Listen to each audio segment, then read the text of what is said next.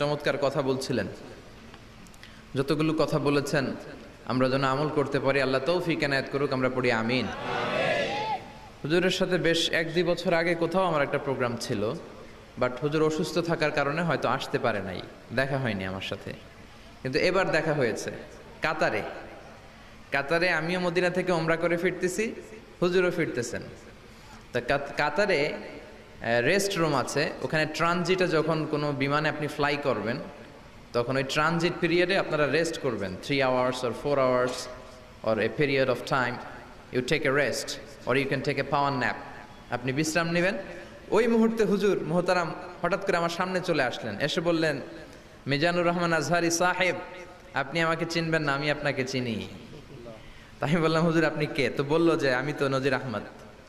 তো তখন হুজুরের সাথে পরিচয় হলো। চমৎকার কথা বলেন, কোরআন সুন্না থেকে বলেন, বানিয়ে বানিয়ে বলেন না। এরকম আলেম বাংলার জামিনে দরকার আছে না নাই?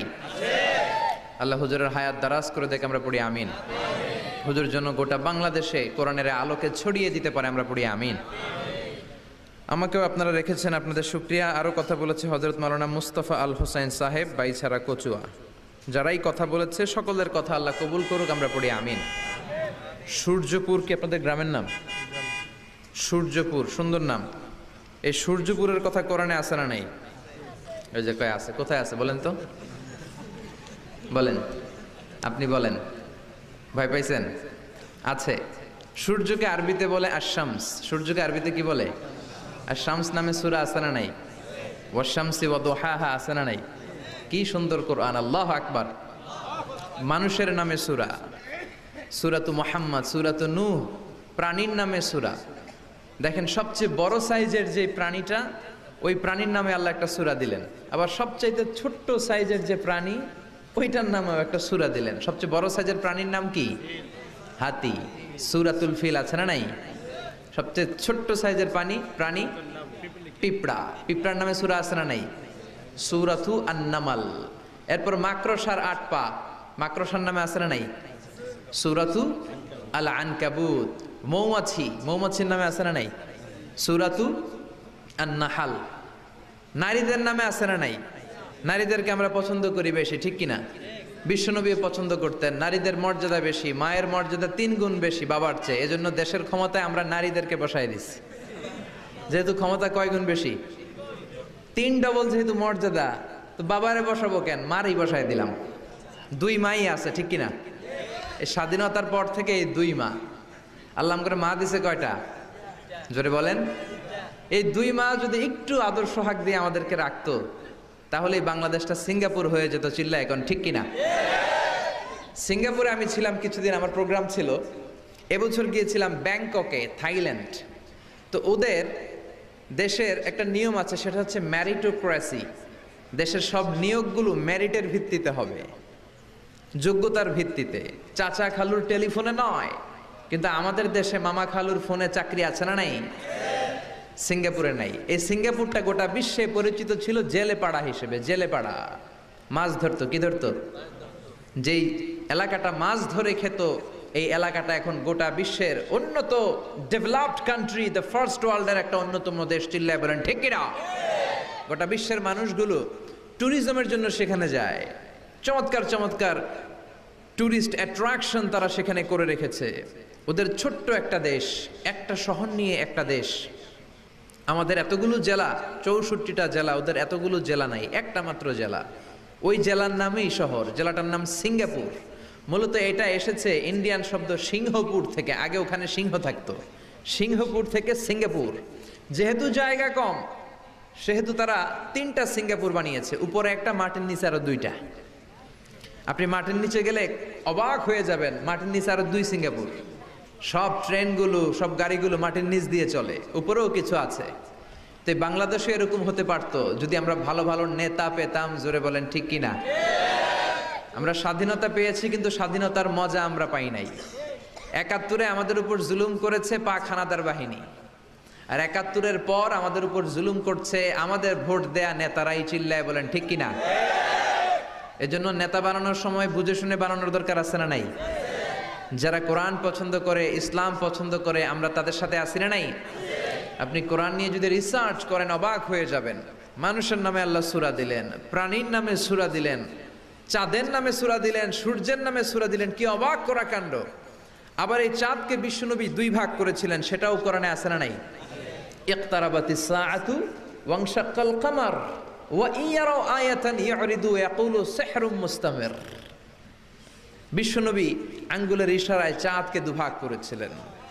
মক্কার কুরাইশরা এসে বলল, আব্দুল্লাহর বেটা মুহাম্মদ, তুমি যদি আকাশের পূর্ণিমার জ্বলজ্বলে চাঁদকে দুই ভাগ করে দেখাতে পারো তাহলে বিশ্বাস করব যে তুমি নবী, আর যদি দেখাতে না পারো তাহলে তুমি নবী নও।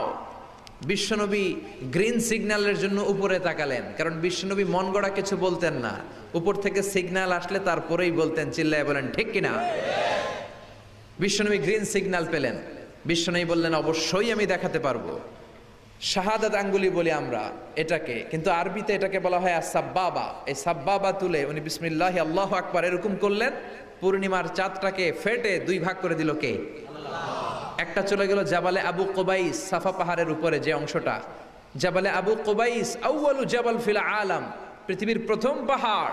এই পাহাড় থেকেই অন্যান্য মাউন্টেন রেঞ্জ, এই যে আলাস্কা পর্বতমালা, তারপর মাউন্ট এভারেস্ট, আল্পস পর্বতমালা, তারপর তুরের সাইনা, এই যে সিলসিলাতুল জিবাল, এই সব পাহাড়ি রেঞ্জগুলো এই আবু কুবাইস থেকে গোটা বিশ্বে ছড়িয়ে দিয়েছে কে?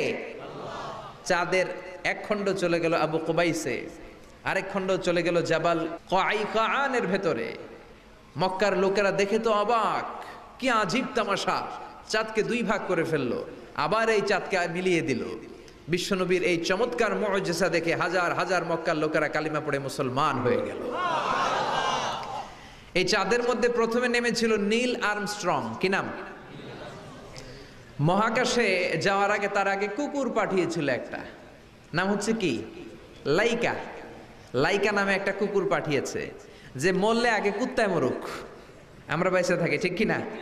নাসার বিজ্ঞানীরা আগে কুকুর পাঠিয়েছে, পাঠানোর পরে দেখেন সে বেঁচে থাকে না। কারণ আপনি মাধ্যাকর্ষণ শক্তির বাইরে গেলে ওখানে কোনো বাতাস নাই, ওখানে কোনো আওয়াজ নাই, ওখানে কোনো অক্সিজেন নাই, বাঁচার পরিবেশও নাই। চিল্লায় বলেন ঠিক কিনা? তারপর গেল ভ্যালেন্তিনা তেরেস্কোভা, প্রথম নভোচারী। এদের সাহসের এই ধারাবাহিকতায় 1969-এ অ্যাপোলো 11 নামে একটা স্পেস শাটল দিয়ে নাসার সেই স্টেশন থেকে নীল আর্মস্ট্রং, এডউইন অলড্রিন আর মাইকেল কলিন্স তিন বন্ধু মিলে একটা স্পেস শাটল দিয়ে চলে গেল চাঁদে। চাঁদে তারা নামলো, দীর্ঘ সফর, প্রচন্ড ক্ষুধা, খাওয়ার কিছু নাই, পকেটে ছিল চকলেট, চকলেট তারা খেলো। ইউনাইটেড স্টেটস অফ আমেরিকার পতাকা তারা সেখানে গেড়ে দিল। নীল আর্মস্ট্রং খেয়াল করে দেখে চাঁদের এই মাথা থেকে ওই মাথার মাঝখানটাতে ফাটা। ফাটিয়েছে কে? চিল্লায় বলেন কে? সে পরবর্তীতে পৃথিবীতে এসে বিশ্বনবীর বায়োগ্রাফি পড়ে জানতে পেরেছে এটা বিশ্বনবী আঙ্গুলের ইশারায় ফাটিয়েছিলেন। পড়েন আল্লাহু আকবার। আবার চাঁদের মধ্যে সে একটা মিউজিক শুনতে পেল। কি শুনতে পেল? চমৎকার একটা মিউজিক, কিন্তু পৃথিবীতে এসে কোথাও এই মিউজিক সে পায় না, কোথাও এই মিউজিকের ক্যাসেট অ্যালবাম খুঁজে পায় না। পরে আমেরিকার একটা প্রেয়ার হলের পাশ দিয়ে সে হেঁটে যাচ্ছে, হঠাৎ দেখে ওই মসজিদের ভেতর থেকে ওই মিউজিকটা বাজে যেটা সে চাঁদে শুনেছে। মসজিদে ঢুকে দেখে একজন লোক কানের মধ্যে দুই হাত দিয়ে এই মিউজিকটা বাজায়। আসলে এটা কি মিউজিক না আজান? চিল্লায় বলেন মিউজিক না আজান? সে ভিতরে ঢুকে মুয়াজ্জিনরা বলে, তুমি এত বড় সিঙ্গার, এত বড় মিউজিশিয়ান, তোমার গান, তোমার মিউজিক চাঁদেও বাজে, কি এটা? সে বলল, এটা গান নয়, এটা মিউজিক নয়, এটা হচ্ছে আজান। চিল্লায় বলেন ঠিক কিনা? সে আজানের ধ্বনি আজও আছে না নাই? কিন্তু এক দলের আজানের ধ্বনি ভালো লাগে না, এরকমও আছে না নাই? কোরআন ভাল লাগে না, আছে না নাই? ইসলাম ভাল লাগে না, আছে না নাই? বিশ্বনবীকে গালি দেয়, এরকম আছে না নাই? বিশ্বনবী গোটা বিশ্বকে শিখিয়েছে সভ্যতা, সংস্কৃতি, সিভিলাইজেশন। এই মহান মানুষটিকে যারা গালি দেয় এরা মানুষ নয়, এরা পশু, এরা পিতৃ পরিচয়হীন জারদ সন্তান। চিল্লায় বলেন ঠিক কিনা? আপনি ব্রিটিশ মিউজিয়ামে যদি ঢুকেন দেখবেন সাদা পাথরের ফলকে লেখা, as a father, as a teacher, as a law giver, as a law maker, as a reformer of the society, Muhammad is the superman of the world. চিল্লায় বলেন আল্লাহু আকবার। স্বামী হিসেবে, পিতা হিসেবে, নেতা হিসেবে, সমাজ সংস্কারক হিসেবে মুহাম্মদ হচ্ছে এই পৃথিবীর একজন সুপারম্যান। এজন্য বিশ্বনবীকে যারা গালি দেয় এরা মানুষের কাতারে পড়তে পারে না। চিল্লায় বলেন ঠিক কিনা? আল্লাহ এদেরকে হেদায়েত দান করুক। আমরা পড়ি আমিন। আর জোরে পড়েন আমিন। আমি সূরাতুল বাকারার 186 নম্বর আয়াত তেলাওয়াত করেছি। আল্লাহ সেখানে বলছেন, ওয়া ইযা সাআলাকা ইবাদি আন্নী ফাইন্নী কারীব। ও নবী, আমার বান্দারা যখন আমার ব্যাপারে জিজ্ঞেস করে যে আমি কোথায়, আপনি বলে দেন ফাইন্নী কারীব, নিশ্চয়ই আমি কাছে। আল্লাহ কি কাছে না দূরে? আল্লাহ যদি তৌফিক এনায়েত করেন শেষ পর্যন্ত এই আয়াতের আলোকে আপনাদের সাথে কি করে আল্লাহকে ডাকতে হয়, কেমন করে প্রার্থনা করতে হয়, কেমন করে মুনাজাত করতে হয়, সে বিষয়ে কিছু কথা শেয়ার করব ইনশাআল্লাহ। সবাই পড়েন ইনশাআল্লাহ। ওয়া ইযা সাআলাকা ইবাদি, যখন বান্দারা জিজ্ঞেস করে আপনাকে আমার ব্যাপারে, আন্নি ফাইন্নী কারীব, আপনি বলে দেন নিশ্চয়ই আমি কাছে। বোঝা গেল আল্লাহ আমাদের কাছে। চিৎকার করে বলেন আল্লাহ কাছে না দূরে? কাছে না দূরে? ওয়া নাহনু আকরাবু ইলাইহি মিন হাবলিল ওয়ারিদ। আল্লাহ বলছেন হাবলুল ওয়ারিদ, তোমার ঘাড়ের যে রগ আছে এই রগের চেয়েও বেশি কাছে। তুমি তোমার যত কাছে তোমার রব তার চাইতেও তোমার বেশি কাছে, ঠিক কি না? এখন এই যে হুজুর আমার কাছে, হুজুরকে দেখা যায় কি যায় না? উনি আমার কাছে, দেখা যায় কি যায় না? আল্লাহ বললেন আমি তোমাদের কাছে, কিন্তু আল্লাহকে কি দেখা যায়? জোরে বলেন। এখন কাছে হলে তো দেখা যাওয়া উচিত ছিল, ঠিক কি না? কিন্তু আল্লাহকে দেখা যায় না। দেখা যায়? কেউ দেখেছেন? পিছনের কেউ দেখেছেন? কেউ আমরা দেখি নাই। লা তুদরিকুহুল আবসার ওয়া হুয়া ইউদরিকুল আবসার ওয়া হুয়াল লাতীফুল খাবীর। তাকে দেখা যায় না, তাকে ধরা যায় না, তাকে ছোঁয়া যায় না, তাকে না দেখে বিশ্বাস করে নিতে হয়। চিল্লায় বলেন ঠিক কি না? কেমন করে আপনি তাকে দেখবেন? আপনি তো নিজেকেই দেখেন নাই। আপনি কি আপনার নিজেকে দেখেছেন? আচ্ছা বলেন তো, আপনি কি আপনার চোখ দেখেন আয়নার সাহায্য ছাড়া? এই যে আমি এখন বসে আছি, আমি কি আমার চোখ দেখতে পাই আয়না ছাড়া? আপনারা আমার চোখ দেখতে পান, আমি আপনার চোখ দেখতে পাই, কিন্তু আমরা কি আমাদের চোখ দেখতে পাই? আমরা কি আমাদের পিঠ দেখতে পাই? আয়নার সাহায্য ছাড়া কি পিঠ দেখেছেন? আয়নার সাহায্য নিয়েও তো পিঠ দেখা অনেক কঠিন, ঠিক কিনা? তো আপনি নিজেকেই দেখেন নাই ঠিক মতো, আর নিজের স্রষ্টাকে দুনিয়াতে বসেই দেখতে চান, এটা অসম্ভব। পৃথিবীতে বসে আল্লাহকে দেখা যায় না। আল্লাহকে দেখতে হলে জান্নাতে যাওয়ার দরকার আছে না নাই? এজন্য রব্বুল আলামিন বলেন, গোলাম আমারে দেখা যায় না, আমারে না দেখে বিশ্বাস করতে হয়, কিন্তু দেখা না গেলেও আমি কাছে না দূরে? কাছে না দূরে? নবীদের মধ্যে সবচাইতে জবরদস্ত পয়গম্বর ছিলেন মুসা আলাইহিস সালাম। বড় মেজাজওয়ালা নবী, রেগে যেতেন খুব বেশি। থাপ্পড় মেরে একবার ফেরাউনের বাবুর্চিকে মেরে ফেলেছিলেন। অনেক শক্তি আল্লাহ তাআলা তাকে গায়ে দিয়েছিল। তিনি একবার আল্লাহকে আবদার করে বসলেন, রব্বি আরিনি আনজুর ইলাইক। আল্লাহ আপনি বলেছেন আপনারা দেখা যায় না, কিন্তু আমি দেখতে চাই। আমি কি করতে চাই? জোরে বলেন। আল্লাহ বললেন, লান তারানি, never you can see me, never you can see me. তুমি আমাকে দেখতে পাবে না, কারণ আমাকে দেখা যায় না। সাইয়েদনা মুসা বললেন আমি দেখতে চাই। আল্লাহ বললেন দেখা যায় না।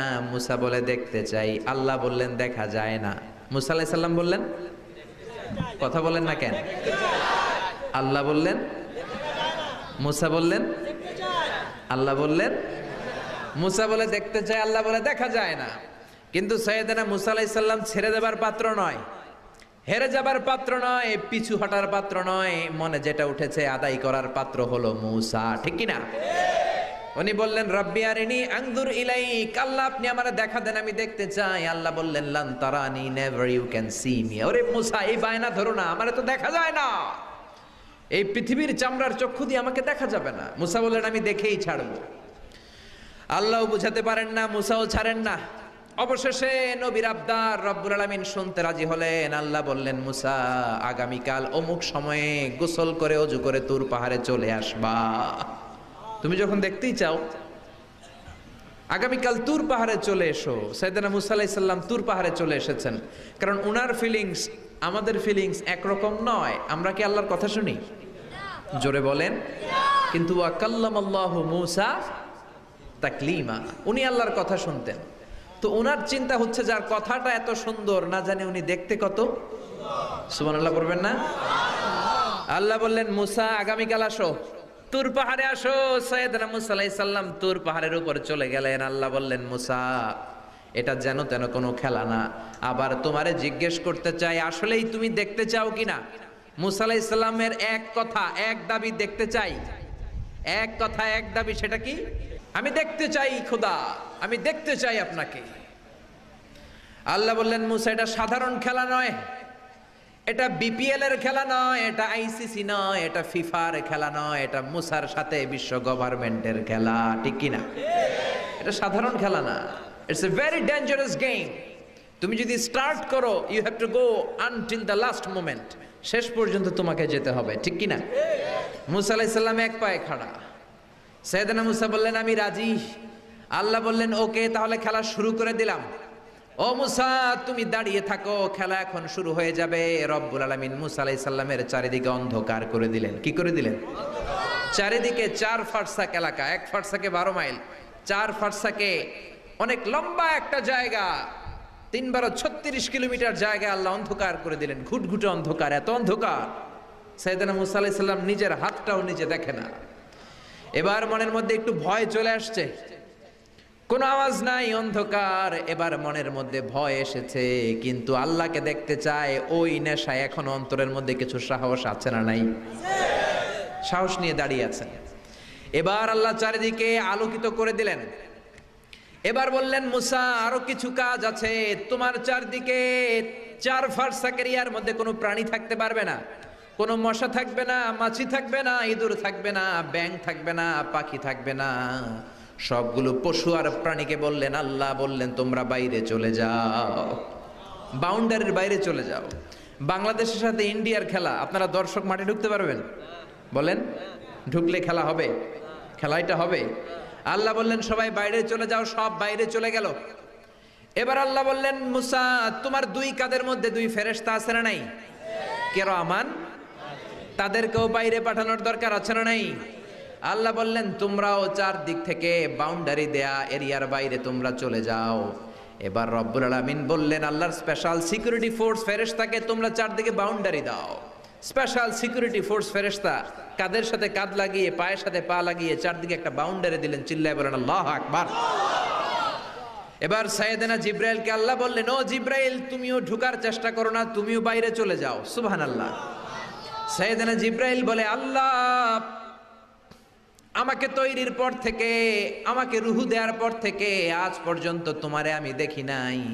সিদরাতুল মুনতাহা হলো আমার লাস্ট বর্ডার, ওই বর্ডারে কান লাগিয়ে তুমি যা বলো শুনি, ওই কথাগুলো নবীদের কাছে পৌঁছে দেয়, এটাই আমার ডিউটি। আজ পর্যন্ত আমিও তোমারে দেখি নাই, তোমার নূর এখনো দর্শন লাভ করি নাই, আমিও দেখতে চাই। আমার ভাই মুসার সাথে আমাকেও দেখতে দাও। আল্লাহ বলল no no, this game is between Musa and me. এটা মুসার সাথে আমার খেলা, তোমার তো খেলা নাই, ঠিক কি না? জিব্রাইল তুমিও বাইরে চলে যাও। সাইয়েদনা জিব্রাইলও বাইরে চলে গেলেন। এবার একেবারে গ্রাউন্ড রেডি, স্টেডিয়াম রেডি, এবার খেলা হবে। খেলা কি হবে? জোরে বলেন কি হবে? মুসা আলাইহিস সালাম আর বিশ্ব গভর্নমেন্ট, আল্লাহর সাথে খেলা। আল্লাহ বললেন মুসা তুমি উপরের দিকে তাকাও। সাইয়েদনা মুসা আলাইহিস সালাম উপরের দিকে তাকালেন, দেখলেন প্রথম আকাশ দেখা যায়, তারপরে দ্বিতীয় আকাশ, তৃতীয় আকাশ, সব দেখতে আরম্ভ করলেন। প্রথম আকাশ, এটা বিশাল একটা area, it's a big space, we can't imagine. এটা কত বড় আমরা কল্পনাও করতে পারি না, বিশাল। এই যে ছোট্ট একটা জায়গায় আমরা কুমিল্লাতে বসে আছি। কুমিল্লা হলো বাংলাদেশের 64 জেলার একটা জেলা। 64 জেলা নিয়ে আমাদের সুজলা সুফলা শস্য শ্যামলা বাংলাদেশ। এই বাংলাদেশ হচ্ছে পৃথিবীর অনেকগুলো দেশের মধ্যে থেকে ছোট্ট একটা দেশ। এক কানাডা বাংলাদেশ থেকে 100 গুণ বড়, এক রাশিয়া বাংলাদেশ থেকে 200 গুণ বড়। এরকম 200টা দেশ নিয়ে এই পৃথিবী, তার মধ্যে দেশগুলো হচ্ছে 30 ভাগ আর সাগর হচ্ছে 70 ভাগ। চিল্লায় বলেন আল্লাহু আকবার। তার মানে এই পৃথিবীর তুলনায় কত ছোট্ট একটা জায়গায় এই সূর্যপুরে আমরা বসে আছি। কত নগণ্য আমি, কত ক্ষুদ্র আমি, কত ছোট্ট আমি, ঠিক কি না? এই পৃথিবীটা হচ্ছে আমাদের সৌরজগতের অনেকগুলো গ্রহের মধ্যে থেকে ছোট্ট সাইজের একটা গ্রহ। এই যে সূর্যের আলো আমরা প্রতিদিন পাই, যেটার আলো প্রায় 8 মিনিট 20 সেকেন্ড ব্যয় করে আমাদের দিকে আসে, সেকেন্ডে 1,86,000 মাইল বেগে। এই সূর্যটা এত বিশাল পৃথিবীর চাইতে 13 লক্ষ গুণ বড়। আরো আসতে বলেন সুবহানাল্লাহ। সূর্যই কি পৃথিবীর সবচাইতে বড় সাইজের তারা? নো, সূর্যের চেয়েও অনেক বড় তারা আছে। ব্যাটেলজিউস নামে একটা তারা আছে, যেই তারাটা, যে সূর্য পৃথিবীর চেয়ে 13 লক্ষ গুণ বড়, ওই ব্যাটেলজিউস তারা সূর্যের চেয়ে 33 কোটি গুণ বড়। তার মানে এই না ব্যাটেলজিউসই পৃথিবীর সবচেয়ে বড় তারা। সূর্যের পরে পৃথিবীর সবচেয়ে কাছের তারার নাম হচ্ছে প্রক্সিমা সেন্টরাই, তারপরে আলফা সেন্টরাই এ, আলফা সেন্টরাই বি, এটা ক্যারেইনা, ব্যাটেলজিউস, এরকম করতে করতে এক একটা তারা বিশাল বড়। এই সবগুলো তারা মিলে আমাদের গ্যালাক্সি। আমাদের গ্যালাক্সিতে অনেকগুলো তারা। আমাদের গ্যালাক্সির নাম হচ্ছে মিল্কি ওয়ে। এর মানে এই নয় মহাবিশ্বে মাত্র একটা গ্যালাক্সি। বিজ্ঞানীদের ধারণা প্রথম আকাশের নিচে প্রায় 400 বিলিয়ন গ্যালাক্সি রয়েছে। চিল্লায় পড়েন আল্লাহু আকবার। এরকম হাজারো গ্যালাক্সি নিয়ে আমাদের ইউনিভার্স, এরকম হাজারো ইউনিভার্স গোটা বিশ্বে আছে না নাই? এই সবগুলোকে প্রথম আসমানের নিচে রেখে আসমানটাকে সুশোভিত করেছে কে? সাইয়েদনা মুসা আলাইহিস সালাম প্রথম আসমানের দিকে তাকালেন, ওনার চোখের পাওয়ার বাড়িয়ে দিল কে? উনি এই গ্যালাক্সি দেখতে আরম্ভ করলেন, ব্ল্যাক হোল দেখতে আরম্ভ করলেন, ইউনিভার্স গুলো দেখতে আরম্ভ করলেন, ডিফারেন্ট ল অফ নেচার নিয়ে যত ইউনিভার্স আছে তিনি দেখলেন। তারপরে দ্বিতীয় আকাশ, একটার চাইতে আরেকটা বড়, একটার চেয়ে আরেকটা বড়। আমরা কিন্তু প্রথম আকাশ দেখি না। নাসার বিজ্ঞানীরা আজীবন গবেষণা করেও প্রথম আকাশের নাগালে যেতে পারবে না। তারা যেখানে যায় এটা হচ্ছে প্রথম আকাশের মহাশূন্য। এটা কি? প্রথম আকাশের মহাশূন্য, তারপরে প্রথম আকাশ, তারপরে দ্বিতীয় আকাশের মহাশূন্য, তারপরে দ্বিতীয় আকাশ, তারপরে তৃতীয় আকাশের মহাশূন্য, তারপর তৃতীয় আকাশ। একটার চাইতে আরেকটা বড়। কত বড়? বিশ্বনবী বললেন তোমার হাতের আংটিটা, কোনটা? আংটিটা যদি সাহারা মরুভূমিতে ফেলে দাও, তাহলে সাহারা মরুভূমির তুলনায় তোমার আংটি যত ছোট, আল্লাহর দ্বিতীয় আকাশের তুলনায় আল্লাহর প্রথম আকাশটা ঠিক তত ছোট। এভাবে তৃতীয় আকাশ আরো বড়, চতুর্থ আকাশ আরো বড়। সাইয়েদনা মুসা আলাইহিস সালাম দেখলেন 7 আকাশ দেখলেন। তারপরে তিনি দেখলেন সিদরাতুল মুনতাহা দেখা যায়, সেখান থেকে দেখলেন 4টা ঝর্ণা, 4টা নদী, 2টা জান্নাতে ঢুকেছে, 2টা নদী সিদরাতুল মুনতাহা থেকে দুনিয়ায় এসেছে। একটা নদীর নাম হলো মিশরের নীল নদী, আর একটা হলো ইরাকের দজলা নদী। সুবহানাল্লাহ। তারপরে নজর করে তাকালেন, সেখানে দেখলেন তিনি কোরআনের বাড়ি দেখা যায়। বাল হুয়া কুরআনুম মাজিদুম ফি লাউহিম মাহফুজ। নাম শুনেছেন? লাউহে মাহফুজ কার বাড়ি? কোরআনের বাড়ি। লাউহে মাহফুজ কার বাড়ি? নজর করে দেখে কোরআনের বাড়ি দেখা যায়। সাইয়েদনা মুসা আলাইহিস সালামের চোখের পাওয়ারকে বাড়িয়ে দিয়েছে কে? ওনার চোখের মেকানিজম, মেগাপিক্সেলকে প্রখর করে দিয়েছে কে? তারপরে নজর করে দেখলেন বাইতুল মামুর দেখা যায়, যেই বাইতুল মামুর হলো ফেরেশতাদের কিবলা। আমরা হাজে গেলে, উমরায় গেলে আল্লাহর ঘরকে সেন্টারে রেখে চারদিকে তাওয়াফ করি, লাব্বাইক আল্লাহুম্মা লাব্বাইক বলে আল্লাহরে ডাকি। ফেরেশতারা এই কাবার চারদিকে তাওয়াফ করে না, তাদের জন্য আরেকটা ঘর, আল্লাহর বানানো আরেকটা ঘর 7 আকাশের উপর আছে না নাই? সেটার নাম হচ্ছে আল বাইতুল মামুর। সব ফেরেশতারা সেখানে তাওয়াফ করে, একবার করে ঢুকে 70,000 জন। একবার যারা ঢুকার চান্স পায় কিয়ামত পর্যন্ত দ্বিতীয়বার চান্স তার কপালে জুটবে না। কোন সুবহানাল্লাহ। তারপরে তিনি নজর করে দেখলেন আরশ দেখা যায়, কুরসি দেখা যায়। তারপরে নজর করে সাইয়েদনা মুসা আলাইহিস সালাম দেখলেন আল্লাহর 70,000 নূরের পর্দা দেখা যায়। 70,000 নূরের পর্দা দেখা যায়। সেখান থেকে আল্লাহ গায়বী আওয়াজ দিয়ে বললেন, মুসা লাস্ট ডেস্টিনেশনে চলে এসেছো, একেবারে ফাইনাল গেট। এই গেটের পরে আর ফিরে যাওয়ার কোনো জায়গা নাই। শেষবারের মতো জিজ্ঞেস করি, খেলা কি চলবে নাকি থামিয়ে দেব? সাইয়েদনা মুসা বলে চলবে। সাইয়েদনা মুসা বললেন কি চলবে? কি সাহস ওনার, কি শক্তি ওনার, কি মেধা ওনার, কি কিউরিসিটি ওনার, কি অদম্য আগ্রহ ওনার। উনি বললেন খেলা চলবে, এত দূর এসেছি, পিছনে ফিরে তাকানোর মানুষ আমি নই, ঠিক কি না?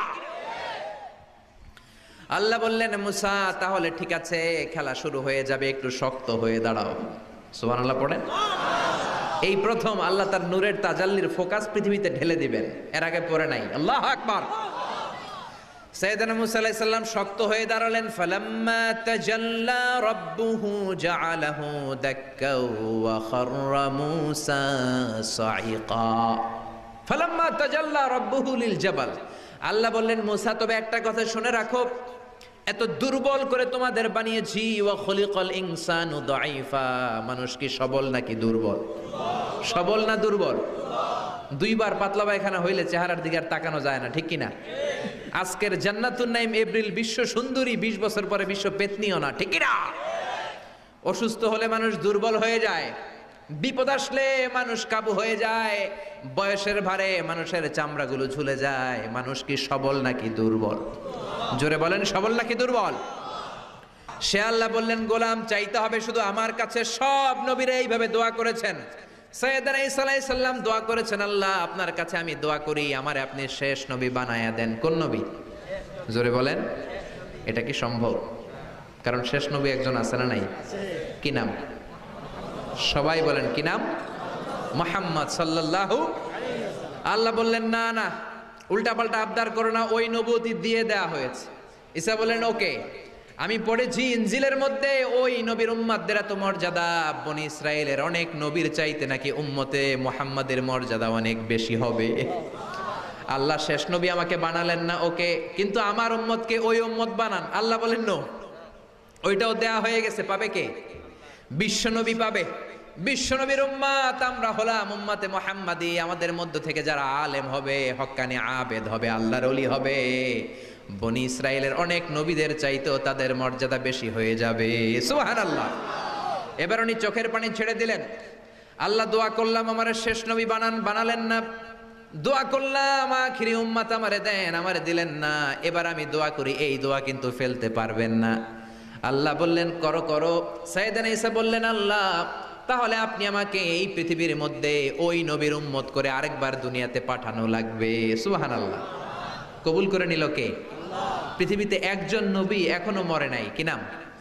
ঈসা আলাইহিস সালাম। উনি আসবেন ইমাম মাহাদির 7 বছর যখন হবে, তার গভর্নিং 7 বছর চলে যাওয়ার পরে আসবেন। ঈসা আলাইহিস সালাম যখন আসবেন, এসে দাজ্জালকে, অ্যান্টি ক্রাইস্টকে নিজ হাতে হত্যা করবেন। চিল্লায় বলেন ঠিক কিনা? এটা ছিল ঈসা নবীর দোয়া। এবার বিশ্বনবী কোন দোয়া করেছেন জানার দরকার আছে না নাই? বিশ্বনবী বলেন লিকুল্লি নবীন দাওয়াতুন মুস্তাজাবা, প্রত্যেক নবীর জন্য একটা করে দাওয়া মুস্তাজাবা আছে। আলেম যারা আছেন তারা বুঝবেন, দাওয়া মুস্তাজাবা মানে এমন দোয়া যেটা কবুল হয়ে যায়। দোয়া করলেই, কথা বলেন, দোয়া করলেই কবুল। এরকম দোয়া রব্বুল আলামিন সব নবীকে একটা একটা করে দিয়েছেন। ওই দোয়াটা করলেই সেকেন্ডের মধ্যেই কবুল করে দেয় কে? আল্লাহ। সব নবী ওই দোয়া দুনিয়াতেই করে ফেলেছে। বিশ্বনবী বললেন লিকুল্লি নবীন দাওয়া মুস্তাজাবা, সব নবীর জন্য একটা স্পেশাল দোয়া আছে, দাও বিহা, যেই দোয়াটা নবীরা দুনিয়াতেই করে ফেলেছে। ওয়া ইন্নী আখতাবিউ দাওয়াতি শাফাআতান লি উম্মতি ইয়াউমাল কিয়ামাহ। আল্লাহু আকবার। আর আমি আমার দাওয়া মুস্তাজাবা স্পেশাল দোয়াটা এখনো করি নাই, আমার দোয়াটা এখনো আমি জমিয়ে রেখেছি। কিয়ামতের কঠিন ময়দানে আমার উম্মত যখন বিপদে পড়ে যাবে, আমার উম্মতের জান্নাতে যাওয়ার ব্যাপারে ঝামেলা লেগে যাবে, আল্লাহর অনুমতি ক্রমে শাফাত করে করে আমি আমার উম্মতদেরকে জান্নাতে ঢুকিয়ে দেব। তখন আমি ওই দোয়াটা করব। বিশ্বনবী সেজদায় পড়ে থাকবেন কিয়ামতের ময়দানে। সব নবীরাও বলবে ইয়া নাফসি ইয়া নাফসি। কেউ যখন আল্লাহর কাছে যেতে পারবে না, সবাই মিলে বিশ্বনবীর কাছে যাওয়ার পরে বিশ্বনবী তখনও মাথা তুলবেন না। বিশ্বনবী কপাল ঠুকে কেঁদে কেঁদে বলবেন রব্বি হাবলি উম্মতি, ও আল্লাহ আমার উম্মতকে আপনি মাফ করে দেন। সুবহানাল্লাহ। আল্লাহ বলবেন নবী ইরফা রাসাক, মাথা উঠান, সাল তুতা, আজকে যা চাইবেন তাই দিব, ইশফা তুশাফা, যারাই শাফাত করবেন আমার অনুমতি ক্রমে কবুল করে নিব। সুবহানাল্লাহ। বিশ্বনবী চাইলে ওই দোয়াটা দুনিয়াতেই করতে পারতেন অন্য নবীদের মতো, ঠিক কিনা? অন্য নবীরা যেমনি নিজেদের প্রয়োজনে ওই দোয়াটা দুনিয়াতেই করেছে, আমার নবীকে ওই রকম করেছে নাকি?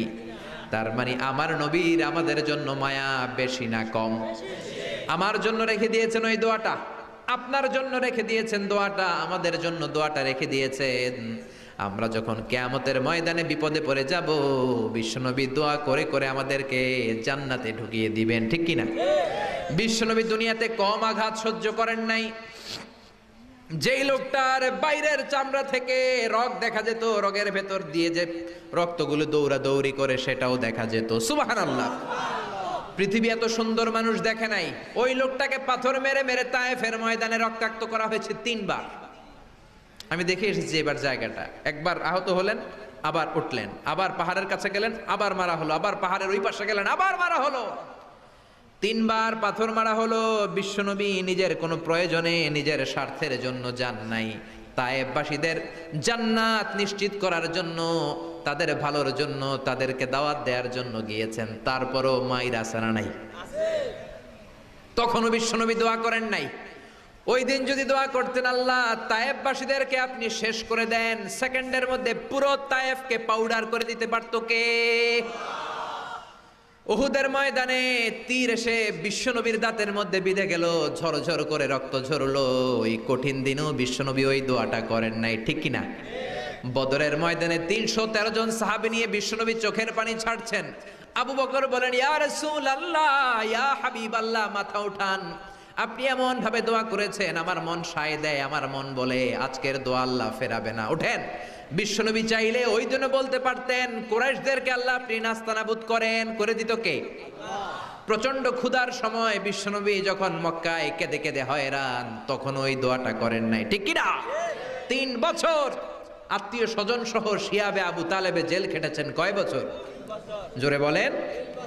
প্রথম বছর খেয়েছে ছাগলের গোশত, সবাই ছাগল পালতো, নিজেদের ছাগলের গোশতগুলো খেয়েছে। দ্বিতীয় বছর কোনো ছাগল নাই, ছিল ছাগলের রোদ্রে শুকানো চামড়াগুলো, পানিতে ভিজিয়ে ভিজিয়ে চামড়া খেয়েছে। তৃতীয় বছর ছাগলের চামড়াও নাই, কি নাই? তৃতীয় বছর ছাগলের চামড়াও নাই, ছিল গাছের বাকল, গাছের পাতা। শিয়াবে আবি তালেবে বিশ্বনবী গাছের পাতা খেয়ে, গাছের চামড়া খেয়ে জীবন ধারণ করেছেন। বিশ্বনবীর এলাকার লোকগুলো, মুমিনগুলো কেঁদে কেঁদে হয়রান। তখনও যদি বিশ্বনবী দোয়া করতেন, কবুল করতো কে? মদিনায় দুর্ভিক্ষ, কোনো খাবার নাই, বিশ্বনবীর পেটে কোনো খাবার নাই, কোনো দানা পানা পড়ে নাই। বিশ্বনবীর কলিজার টুকরা নাতি হাসান আর হোসাইনের পেটেও কোনো খাবার নাই। বিশ্বনবীর কলিজার টুকরা ফাতেমার পেটে কোনো খাবার নাই। চাইলে বিশ্বনবী তখন দোয়াটা করতে পারতেন না? বিশ্বনবী মসজিদে নববীতে জোহরের নামাজ পড়ে হাসান হুসাইনকে দেখতে গেলেন, যে দেখে ফাতেমা রান্না করে। আসলে কি রান্না করে? চুলার মধ্যে পাতিল দিয়ে পানি গরম করে আর হাসান হুসাইনকে বুঝ দেয়, ঠিক কিনা? বিশ্বনবীর পায়ের আওয়াজ শুনে ঘুমন্ত হাসান আর হুসাইন জেগে গেল। দৌড়ে এসে নানাজিকে ঝাপটে ধরে ডেকে বলে, নানাজি গতকাল কেন দেখতে আসলেন না? আজকে দুপুর হয়ে গেল, বিকেল হয়ে যাচ্ছে, এখন বুঝি আপনি দেখতে আসার সময় হলো? বিশ্বনবী বললেন, হাসান হুসাইন, এই তো এইমাত্র জোহরের নামাজ পড়ে আসলাম, তোমাদের খোঁজ খবর নিতে এসেছি। হাসান আর হুসাইন বলল, কি খোঁজ খবর নিবেন? খোঁজ খবর নেওয়ার আগে একটা বিচার করে দেন। বিচার? আপনি তো আহকামুল হাকিমিন, সব চাইতে বড় বিচারকের সব চাইতে বড় নবী, ইনসাফ ওয়ালা নবী। আপনার কাছে বিচার দিয়ে কেউ কোনোদিন বিচারে ঠকে নাই, ঠিক কিনা? আপনি একটা বিচার করেন। বিশ্বনবী বললেন, কিসের বিচার? হাসান বলে, নানাজি আপনার মেয়ের নামের বিচার, ফাতেমার নামের বিচার। বিশ্বনবী বললেন, ও হাসান, আমার মেয়ে ফাতেমার আবার কি বিচার? কি অপরাধ আমার ফাতেমার? হাসান হুসাইন চোখের পানি ছেড়ে দিয়ে ডেকে বলে, নানাজি আপনার মেয়ে আমাদেরকে খাবার দেয় না কেন? খাবার দেয় না কেন? বিচার দিলাম, গতকাল সারাদিন বলেছে রাত্রিবেলা খাবার দিবে, রাতে খাবার দেয় নাই। আমাদেরকে বলেছে তোমরা ঘুমিয়ে যাও, আমি রান্না করি, সকালে দিব। ঘুমায় গেলাম, সকালবেলায় খাবার চাইলাম, আপনার মেয়ে ফাতেমা তখন আমাদেরকে খাবার দেয় না। দাদা, আমরা ছোট্ট 2টা মানুষ ক্ষুধার জ্বালায় বেহুশ হয়ে যাই, আর সহ্য করতে পারি না, আপনার মেয়ে খাবার দেয় না। দুপুর হয়ে গেল, 2 জনে কান্নাকাটি করি, আপনার মেয়ে এখন পর্যন্ত আমাদেরকে খাবার দেয় নাই। আমরা 2 জন তো আর সহ্য করতে পারি না, কেন আপনার মেয়ে আমাদের সাথে এমন করে? আপনার কাছে বিচার দিলাম, আপনি বিচার করেন। বিশ্বনবী আর কি বিচার করবেন? ধা ধা করে বিশ্বনবী চোখের পানিগুলো ছাড়েন, হুসাইনকে জড়িয়ে ধরলেন, হাসান রে জড়িয়ে ধরলেন, ডেকে বললেন, হাসান রে কাছে আয়। বিশ্বনবী শাম দেশের জুব্বা পরতেন, শাম দেশের জুব্বাটা উপরের দিকে উঠালেন, হাসান রে দেখালেন, এই তো দেখ তোর নানার পেটের মধ্যে 3টা পাথর বাঁধা। একদিন না খেয়ে থাকার কারণে তোদের পেটে এত জ্বালা, এত কষ্ট। আমি বিশ্বনবীর পেটে গত 3 দিন যাবত কোনো দানা পানি পড়ে নাই। আমি বিশ্বনবী তো না খেয়ে আছি রে হাসান, আমি তো 3 দিন না খেয়ে আছি, আমার পেটেও তো কিছু নাই। নানাও কাঁদলেন, নাতিও কাঁদলেন, পুরো পৃথিবীও কাঁদলো, ঠিক কি না? ওই কঠিন ক্ষুধার দিন, ওই কঠিন দুর্ভিক্ষের দিন বিশ্ব নবী যদি তার স্পেশাল দোয়াটা করতেন, জান্নাত থেকে জিব্রাইলকে দিয়ে খাবারের বস্তা পাঠিয়ে দিত কে? ওই দিন বিশ্ব নবী দোয়াটা করে নাই। আমার জন্য, আপনার জন্য, আমাদের জন্য দোয়াটা এখনো আসরা নাই। হাজার ব্যথা বেদনার পরে ফিরে আসনি তুমি আপন ঘরে, দিনের আলো তুমি ছড়িয়ে দিতে চলে গেলে মদিনায় মক্কা ছেড়ে। হে রাসূল তোমাকে ভুলি আমি কেমন করে, হে রাসূল তোমাকে ভুলি আমি কেমন করে। খেয়ে না খেয়ে দিন প্রচারের কাজে নিজেকে দিয়েছ বিলিয়ে, তাই ফের কাফিরেরা চিনল না সে আলো, দুষ্ট ছেলেদের পিছু দিল লেলিয়ে। পাথরের আঘাতে ক্ষত বিক্ষত হয়ে সারা শরীর থেকে রক্ত ঝরে। হে রাসূল তোমাকে ভুলি আমি কেমন করে, হে রাসূল তোমাকে ভুলি আমি কেমন করে। পড়েন আল্লাহু আকবার। কি দিল দরিয়া নবী ছিল, নিজের বিপদের কথা ভুলে গিয়ে, নাতির বিপদের কথা ভুলে গিয়ে, ফ্যামিলির কথা ভুলে গিয়ে উম্মতের জন্য কেঁদেছে, ঠিক কি না? গোটা বিশ্বের জন্য শিক্ষা এনেছে, সভ্যতা এনেছে, আমাদেরকে ভদ্রতা শিখিয়েছে। আর ওই নবীরে গালি দেয় এরকম কিছু ব্লগার বাংলার জমিনে আছে না নাই? তারা মানুষ নাকি শয়তান? এগুলো পিতৃ পরিচয়হীন জারদ সন্তান, জোরে বলেন ঠিক কিনা? দুই জায়গায় কেউ যদি আমাদেরকে ইনসাল্ট করে আমরা সহ্য করতে পারি না। এক হচ্ছে কোরআন, কোরআনকে নিয়ে গালি দিলে আমাদের কলিজায় আগুন আসে না নাই? বিশ্বনবীরে গালি দিলে কলিজায় আগুন ধরে যায়, যদি না ধরে যায় তুমি মুমিন নও, তুমি মুনাফিক। চিল্লা এখন ঠিক কিনা? বিশ্বনবীরে গালি দিলে কলিজায় আগুন লাগে, কলিজায় আগুন লাগে মুসলমান। কার কার লাগে? দু হাত উঁচু করে আল্লাহর দেখা। লিল্লাহে তাকবীর, লিল্লাহে তাকবীর, লিল্লাহে তাকবীর। আল্লাহ আমাদের হাতগুলোকে কবুল করে নাকি আমরা পড়ি আমিন। আর জোরে পড়েন আমিন। এজন্য বিশ্বনবীর সুন্নাহ আমাদের আসল সম্বল। বিশ্বনবী যে শিক্ষা আমাদের কাছে রেখে গিয়েছেন সেটাই সম্বল, ঠিক কিনা? বিশ্বনবীর আগের গুনাহ মাফ, পরের গুনাহ মাফ, তারপরেও তিনি আল্লাহর কাছে যখন দোয়া করতেন ছোট্ট বাচ্চার মতো হাউ মাউ করে কেঁদে দোয়া করতেন। আমরা করি? আমাদের কান্না আসেই না। এত পাষাণ আমাদের হৃদয়, এত আধুনিকতার মধ্য দিয়ে আমরা সময় কাটাচ্ছি। সোশ্যাল মিডিয়ার ভেতরে আমাদের এত সময় দেয়া হয়। এই সোশ্যাল মিডিয়া আমাদেরকে ঘুমাতে দেয় না, আমাদেরকে স্বাভাবিকভাবে চলতে দেয় না, আমাদের অন্তরটাকে নরম হতে দেয় না, ঠিক কি না? আমাদের কান্না আসে না, আমাদের হৃদয় পাষাণ হয়ে গেছে, আমাদের হৃদয় নরম হয় না। অন্যের দুঃখে আমরা দুঃখ পাই না, অন্যের দুঃখে যারা দুঃখ পায় না তারা মানুষ হতে পারে না, ঠিক কি না? ছাগলের পেট থেকে বেরোলে ওইটারে আমরা বলি ছাগল, গরুর পেট থেকে বেরোলে আমরা ডাকি গরু, মুরগির পেট থেকে বেরোলেই সেটা মুরগি হয়ে যায়। কিন্তু মানুষের পেট থেকে বেরোলে সেটা মানুষ হয় না, ওইটারে মানুষ বানাতে হয়, ঠিক কি না? এই দুনিয়া এখন তো আর সেই দুনিয়া নাই, মানুষ নামের মানুষ আছে দুনিয়া বোঝাই। সেই মানুষের ভিড়ে আমার আসল মানুষ নাই, ঠিক কিনা? আসল মানুষের বড় অভাব। অন্যের দুঃখে কাঁদবে, অন্যের জ্বালা নিজের অন্তরেও জ্বালার সৃষ্টি করবে, সেই মানুষ আর নাই, ঠিক কিনা? বিশ্বনবীর আগের গুনাহ নাই, পরের গুনাহ নাই, তারপরেও মুনাজাতে হাউমাউ করে কাঁদতেন।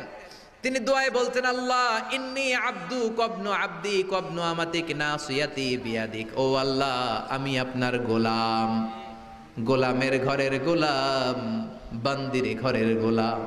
আল্লাহ আমি আপনার গোলাম, গোলামের ঘরের গোলাম, মানে আমার বাপ আব্দুল্লাহ আপনার গোলাম, আমরা গোলাম বংশের। সুবহানাল্লাহ। গোটা বিশ্বের শ্রেষ্ঠ মানুষটা নিজের গোলাম বলতে দ্বিধাবোধ করতো না, বলতো আমি আপনার গোলাম, গোলামের ঘরের গোলাম, বান্দির ঘরের গোলাম। নাসিয়াতি বিয়াদিক, আমার মাথার চুলের ঝুঁটি আপনার হাতের মুঠোয়, আমার চুলের ঝুঁটি আপনার হাতের মুঠোয়, গোলামের মতো যেখানেই টানবেন আমি ওখানেই যাব। আল্লাহু আকবার। এই ছিল বিশ্বনবীর বিনয়। নিজেকে গোলাম বলতে স্বাচ্ছন্দ্য বোধ করতেন, কোনোদিন জীবনে অহংকার করেন নাই। কোনোদিন বিশ্বনবী কারোর সাথে মুসাফা করতে যে নিজে আগে হাত টানেন নাই, যতক্ষণ না ওই লোকটা তার হাত টেনে নিয়েছে। সুবহানাল্লাহ। আর বিশ্বনবীর হাত ছিল আলিয়ানু মিনাদ দিবাজ, বিশ্বনবীর হাত ছিল রেশমের কাপড়ের চেয়েও নরম। সিল্ক চিনেন? সিল্ক, সিল্কের কাপড়ের চেয়ে বিশ্বনবীর হাত ছিল নরম। এই নরম হাত মুসাফার মধ্যে যে একবার পাইতো কেউ ছাড়তে চাইতো না, ধরেই রাখতো।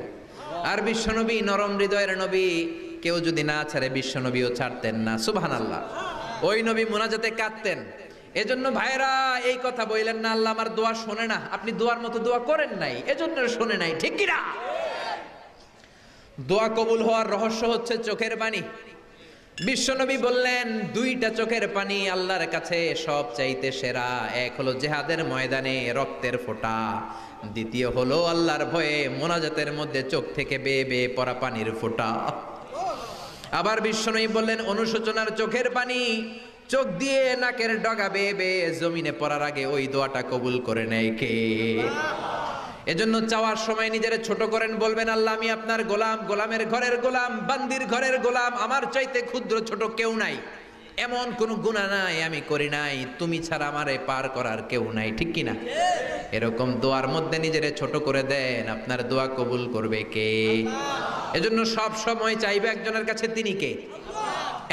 একদল আছে বা এক শ্রেণীর লোক আছে, রোগে যখন পড়ে তখন আল্লাহরে ডাকে, রোগ ভালো হয়ে যায় আল্লাহরে ভুলে যায়, আছে না নাই? নির্বাচনের আগে আল্লাহরে ডাকে, নির্বাচন শেষ আল্লাহরে ভুলে যায়, আছে না নাই? সমস্যায় পড়েছে আল্লাহরে ডাকে, সমস্যা নাই আল্লাহরে ভুলে যায়, আছে না নাই? এমন করা যাবে না, সব সময় ডাকবেন। তবে রব্বুল আলামিন বলেন স্পেশাল কিছু সময় আছে, ওই সময় দোয়া করলে দোয়া কবুল করে নেয় কে?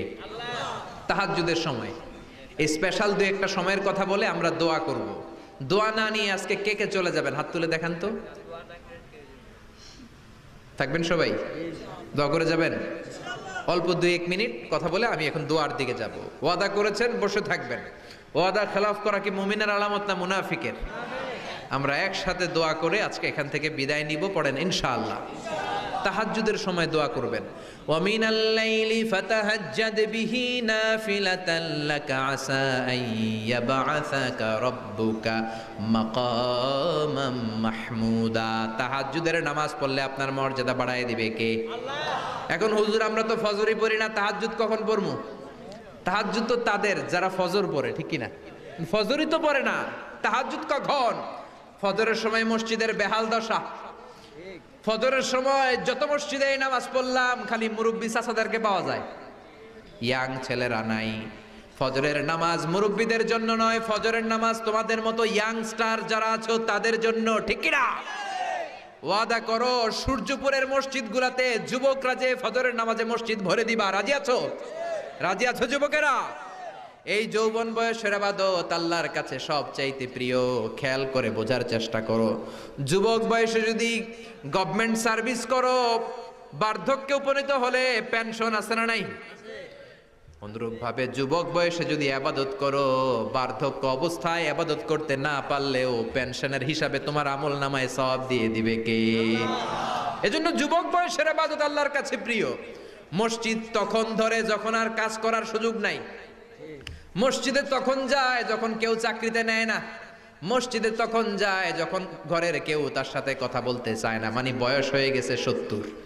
তখন দাড়ি রাখে, যখন শেভ করতে গেলে হয় গাল কাটবে নয় ব্লেড ভাঙবে, ঠিক কি না? এজন্য যুবক বয়সে মসজিদে যাও। এখন তোমাদের রক্ত গরম, যা চাও তোমরা তাই করতে পারো। যেই মুরব্বী বাবাদের দাড়িগুলো পাকা হয়ে গিয়েছে তারাও তোমাদের মতো ওই বয়সটা পার করে এসেছে, ঠিক কি না? দুদিনের দুনিয়া, অল্প কয়েকটা বছরের ব্যবধানেই তোমার চুলো পাকতে শুরু করবে, তোমার এই রক্ত গরম শরীরটাও ঠান্ডা হয়ে যাবে। তোমার আশেপাশে আর কেউ ঘুরবে না, কেউ তোমারে ডাকবে না, কেউ তোমারে গুনবে না। চিল্লায় বলেন ঠিক কিনা? এজন্য কিয়ামতের দিন বিশ্বনবী বলেন, বনি আদম 5টা প্রশ্নের উত্তর না দিয়ে কেউ পা নাড়াতে পারবে না। এর মধ্যে একটা প্রশ্ন হলো, যৌবন বয়সটা তুমি কেমন কাজে লাগিয়েছো? যৌবন বয়সে কি ইসলামের পক্ষে স্লোগান দিয়েছো নাকি রাম আর বামপন্থীদের দলে গিয়েছো? ঠিক কিনা? যৌবন বয়সে কি তাফসির মাহফিলে গিয়েছো নাকি মমতাজের গানের কনসার্টে গিয়েছো? যৌবন অবস্থায় তুমি কি কোরআনের অর্থ পড়েছো, ইসলামী সাহিত্য পড়েছো নাকি চটি বই পড়েছো? ঠিক কিনা? পাই টু পাই কিয়ামতের দিন জিজ্ঞেস করবে কে? আল্লাহ। চিল্লায় বলেন কে? এজন্য তাহাজ্জুদের অভ্যাস করেন। যারা তাহাজ্জুদ পড়ে তাদের চেহারায় একটা আলাদা গ্লেস আছে। লোকটা কালো হলেও, যদি কালো রঙের লোক হয়, একটা গ্লেস আছে। আমার অনেক কালো বন্ধু আছে। আমি মিশরে পড়েছি, students of more than 100 nationalities, we used to study, stay and dwell in the same place. 100টারও বেশি দেশের ছাত্র থাকতাম। আমার অনেক আফ্রিকান বন্ধু ছিল, কুচকুচে কালো, তেল তেলে, কিন্তু কালো হলেও চেহারা একটা সৌন্দর্য আছে না নাই? এজন্য কালো মানুষও যদি তাহাজ্জুদ পড়ে চেহারায় নূর বাড়িয়ে দিবে কে? 2 নম্বরে হলো আযান আর ইকামতের মাঝখানে যদি দোয়া করে, ওই দোয়া কবুল করে কে? এটা অনেকে জানে না। আযান দিয়েছে, মসজিদে গিয়েছে, সুন্নত নামাজ পড়ে বসে আছে, কখন ইকামত হবে, আরো 5 মিনিট বাকি, মাথা চুলকায়, আছে না নাই? মোবাইল টেপাটেপি করে, ফেসবুকিং করে, ঘড়ির দিকে তাকায় আছে, ঘড়ির কাঁটাও ঘুরে, ওর মাথাও ঘুরে, আছে না নাই? তো বসে থাকবা কেন তুমি? 5 মিনিট সময় আছে, চাইতে হবে কার কাছে? বাজারে যাওয়ার সময় যেমনি আপনি লিস্ট করে নিয়ে যান, এটা লাগবে ওটা লাগবে, মসজিদে যাওয়ার সময় মোবাইলের টুকি নিয়ে যান, কাগজের টুকি নিয়ে যান। আল্লাহ আমার সুন্দরী বউ লাগবে, বউ দাও, দিবে কে? এই বেটা, দিবে কে? নেককার বিবি লাগবে, দিবে কে? গোল্ডেন এ প্লাস পেতে চাই, দিবে কে? উমরা করতে চাই, পাসপোর্টে ভিসা লাগে না, ভিসা করে দিবে কে? দুরারোগ্য ব্যাধি, অনেক ওষুধ খেলাম, অনেক দেশে গেলাম, কোন ডাক্তার ভালো করতে পারে না, কিন্তু ডাক্তারেরও বড় ডাক্তার আছে না নাই? কেউ যেটা পারে না, পারে কে? আযান ইকামতের মাঝখানে দোয়া আল্লাহ ফেরায় না। হাদিস এসেছে, দুআ লা ইরাদ্দু বাইনাল আযানি ওয়াল ইকামা। আযান এবং ইকামতের মাঝখানের সময়টাতে দোয়া করবেন। তারপরে বিশ্বনবী বললেন, দুবুরাস সালাওয়াতিল মাকতুবা, ফরজ নামাজের পরে দোয়া করলে কবুল করে কে? আল্লাহ। আমাদের দেশে আসসালামু আলাইকুম রাহমাতুল্লাহ, আসসালামু আলাইকুম, আমিন ইয়া আরহামার রাহিমিন, আছে না নাই? এই দোয়া বিশ্বনবী এইভাবে দোয়া করতেন না। বিশ্বনবী সালাম ফেরানোর পরে পড়তেন আল্লাহু আকবার। কি পড়তেন? নামাজ শুরু আল্লাহু আকবার দিয়ে, শেষও আল্লাহু আকবার দিয়ে। তারপরে সাহাবীদের দিকে ফিরে বসতেন। আমাদের দেশে শুধু ফজরের নামাজ আর আসরের নামাজ, এই 2 ওয়াক্তে ইমাম সাহেব ফিরে বসে, ঠিক কিনা? কিন্তু সুন্নাহ হচ্ছে 5 ওয়াক্ত নামাজেই ইমাম সাহেব মুসল্লিদের দিকে ফিরে বসবে। এরপরে বিশ্বনবী পড়তেন 3 বার আস্তাগফিরুল্লাহ, আস্তাগফিরুল্লাহ, আস্তাগফিরুল্লাহ। তারপরে বিশ্বনবী পড়তেন আল্লাহুম্মা আনতাস সালাম ওয়া মিনকাস সালাম, এই দোয়াটা। এরপরে পড়তেন রাদিতু বিল্লাহি রাব্বা, এই দোয়া। এরপরে পড়তেন আল্লাহুম্মা লা মানিআ লিমা আ'তাইতা ওয়া লা মু'তিয়া লিমা মানা'তা ওয়া লা ইয়ানফা'ু যাল জাদ্দি মিনকাল জাদ। তারপরে আয়াতুল কুরসি পড়তেন। তারপরে বিশ্বনবী 33 বার সুবহানাল্লাহ, 33 বার আলহামদুলিল্লাহ, 33 বার আল্লাহু আকবার, আছে না নাই? এই তাসবিহগুলো আগে আপনি পড়বেন ঠান্ডা মাথায়। এরপরে যদি দোয়া করতে মনে চায়, সম্মিলিত মনে চায় করেন, একা একা মনে চায় করেন, বা হাত তোলা ছাড়া এমনি মুখে করেন, সমস্যা নাই, কিন্তু আগে তাসবিহগুলো পড়তে হবে। চিল্লায় বলেন ঠিক কি না? এই তাসবির সুন্নাত নাই। মানুষগুলো এত অস্থির, সালামের পরে কখন বেরোবে, কখন বেরোবে, মনে হয় পাবলিক টয়লেটে ঢুকছে, ঠিক কি না? পাবলিক টয়লেট হচ্ছে এমন জায়গা যে পাবলিক টয়লেটের ভিতরে আছে, ও বের হওয়ার জন্য ছটফট করে, আর যে বাইরে সিরিয়াল ধরে আছে, ও ঢোকার জন্য ছটফট করে, ঠিক কি না? মনে হয় পাবলিক টয়লেটে এসেছে, মসজিদে ঢুকেছো, আল্লাহুম্মা বলে তুমি ঢুকে গেলা আল্লাহর নাম নিয়ে। যখন মসজিদে ঢুকে গেলা, তোমার মাথার উপরে রহমত ঢালছে কে? মসজিদ হচ্ছে রহমতের জায়গা। সালাম ফেরানোর পরে তাসবিহ পড়েন, তারপরে আপনি দোয়া করেন। এজন্য সালাম ফেরানোর পরে দোয়া কবুল করে কে? আল্লাহ। এরপরে বিশ্বনবী বললেন ইনদা নুজুলিল মাতার, আকাশ থেকে যখন বৃষ্টি নামে, ওই বৃষ্টি নামার সময় যদি দোয়া করেন, দোয়া কবুল করে কে? আল্লাহ। আর দোয়া লা ইরাদ্দু তাহতাল মাতার, তুফান ওই বৃষ্টি না, ভ্যাপসা একটা গরম, এই গরমটাকে দূরে সরিয়ে দেওয়ার জন্য একটা ঝিরিঝিরি ঝিরিঝিরি বৃষ্টি পড়ে। ওই বৃষ্টির নিচে দাঁড়িয়ে বৃষ্টির পানি নিয়ে দোয়া করলে কবুল করে কে? আল্লাহ। জানেই না মানুষ, ঠিক কি না? বরং বৃষ্টি আসলে গান গাওয়া শুরু করে দেয়। এই বৃষ্টি ভেজা রাতে তুমি চলে যেও না, আছে না নাই? তো চলে যাবে না, কি করবে, থেকে যাবে তোমার সাথে? এগুলো করা যাবে না। বৃষ্টি, রহমতের বৃষ্টি, তুমি বৃষ্টি হাতে নিয়ে দোয়া করো। সুন্দরী বউ লাগবে, দিতে পারে একজন, তিনি কে? এজন্য চাইতে হবে একজনের কাছে, তিনি কে? কদরের রাতে দোয়া করলে আল্লাহ কবুল করে, খতমে কোরআনের পরে দোয়া করলে আল্লাহ কবুল করে, হজের মানাসিকুল হজের মধ্যে যে দোয়া করলে কবুল করে, মুসাফির দোয়া করলে কবুল করে, রোজাদার ব্যক্তি দোয়া করলে আল্লাহ কবুল করে, মাজলুম ব্যক্তি দোয়া করলেও আল্লাহ কবুল করে। এজন্য বিশ্বনবী বলেছেন, ইত্তাকু দাওয়াতাল মাজলুম, মাজলুমের বদদোয়ারে ভয় করো, ফা ইন্না লাইসা বাইনাহু ওয়া বাইনাল্লাহি হিজাব, তার আর তার আল্লাহর মাঝে কোনো পর্দা থাকে না। মাজলুম দোয়া করলেই কবুল, সুবহানাল্লাহ। এরপরে স্পেশাল দোয়া হলো মা বাবার দোয়া। এই দোয়া কোনোদিন ফিরে না, সুবহানাল্লাহ পড়েন। রাজি আছেন মা বাবার কাছে দোয়া চাইতে? রাজি আছেন তো? কোন ঘর আছে যে ঝগড়া হয় না? এরকম কোনো ঘর পৃথিবীতে নাই। ঝগড়া হবে, মা বাবার সাথে মিস আন্ডারস্ট্যান্ডিং হবে, হয়ে যেতে পারে দু চার কথা, কিন্তু ক্ষমা চাইতে হবে, ঠিক কিনা? মা বাবার শুধু দোয়াটাই কবুল নয়, মা বাবার দোয়াও কবুল, বদদোয়াও কবুল। কি আজীব তামাশা! এমন যদি হয়তো দোয়াটা কবুল হয় কিন্তু বদদোয়াটা কবুল হয় না, তাহলে তো বাইসে যেতাম, ঠিক কিনা? কিন্তু দোয়াও কবুল, বদদোয়া। বুলেট মারলে বুলেট মিস হতে পারে, মায়ের দোয়া মিস হয় না। তিনটা জিনিসের দিকে নজর করার সাথে সাথে আমল নামায় সওয়াব দেয় কে? এক নাম্বার নাজার ইলাল মুসহাফ, কোরআনের দিকে তাকালেই সওয়াব আছে না নাই? দুই নাম্বার নাজার ইলাল কাবা, কাবার দিকে যখন আপনি তাকাবেন আপনার আমল নামায় সওয়াব দিবে কে? তিন নাম্বারে নাজার ইলা ওয়াজহিল ওয়ালিদাইন, মাতা পিতার চেহারার দিকে যদি রহমতের নজরে তাকান, এক একটা কবুল হজের সওয়াব দিবে কে? 5 লক্ষ টাকা দিয়ে হজ করেছেন, বুকে হাত দিয়ে বলতে পারবেন আমার হজ কবুল হয়েছে কি হয় নাই? পারবেন কেউ? পারবেন? কিন্তু মায়ের চেহারার দিকে রহমতের নজরে তাকালে কবুল হজের সওয়াব দেয় কে? আল্লাহ। এজন্য মা বাবার কাছ থেকে দোয়া নিতে রাজি আছেন? আমাদের সবচাইতে বড় পীর হবে আমার বাবা, সবচাইতে বড় পীর হলো আমার মা। সবচাইতে বেশি আমরা যার কাছে দোয়া চাইতে যাব তিনি হলেন আমার বাবা, তিনি আমার মা। চিল্লায় বলেন ঠিক কিনা? খবরদার, মা বাবার সাথে যদি বেয়াদবি হয়, সূর্যপুরের ছেলেরা মেয়েরা যার কানে আমার মাইকের আওয়াজ যায়, খবরদার, তোমার জীবন বরবাদ হয়ে যাবে, কপাল পোড়া হয়ে যাবা তুমি। তোমার কপালের সেজদা দিয়ে তুমি কালো দাগ ফেলতে পারবা, 10টা হজ করে হাজী সাহেব টাইটেল নিতে পারবা, কিন্তু তোমার জন্য জাহান্নাম নির্ধারিত হয়ে থাকবে, ঠিক কি না? এজন্য খবরদার, মা বাবার সাথে যদি কোনো কারণে মনোমালিন্য হয়, অনেক ফ্যামিলিতে হয় শাশুড়ি বউয়ের মধ্যে ঝগড়া, মিলে না, এরকম ফ্যামিলি আছে না নাই? হতেই পারে, শাশুড়ি এক আমলের, বউ আর এক আমলের, ঠিক কি না? বসেন, একসাথে বসেন, আমাদের ফ্যামিলি মিটিং হয় না, আমাদের বসা হয় না, মা বাবার হয়তো বসতে চায় না, বসেন, সুন্দরভাবে বিনয়ের সাথে বলেন, কেঁদে কেঁদে মা বাবার কাছে বলেন, ঠিকই আপনার মা আপনারে মাফ করে দিবে, ঠিক কিনা? মায়ের পা ধরে যদি কেউ মাফ চাওয়ার মতো মাফ চায়, এমন কোনো মা নাই যে মাফ না করে বসে থাকতে পারে, ঠিক কিনা? এজন্য খবরদার, মা বাবা যাদের বেঁচে আছে তাদের কাছে দোয়া চান, তাদের দোয়াই আপনার বড় সম্বল, ঠিক কিনা? চাইবেন তো? কারো যদি বেয়াদবি হয়ে থাকে পা ধরে ক্ষমা চাইতে রাজি আছেন? রাজি আছেন সবাই? আল্লাহ পাক আমাদের সবাইকে কথাগুলো বুঝার ও আমল করার তৌফিক দান করুক, আমরা পড়ি আমিন।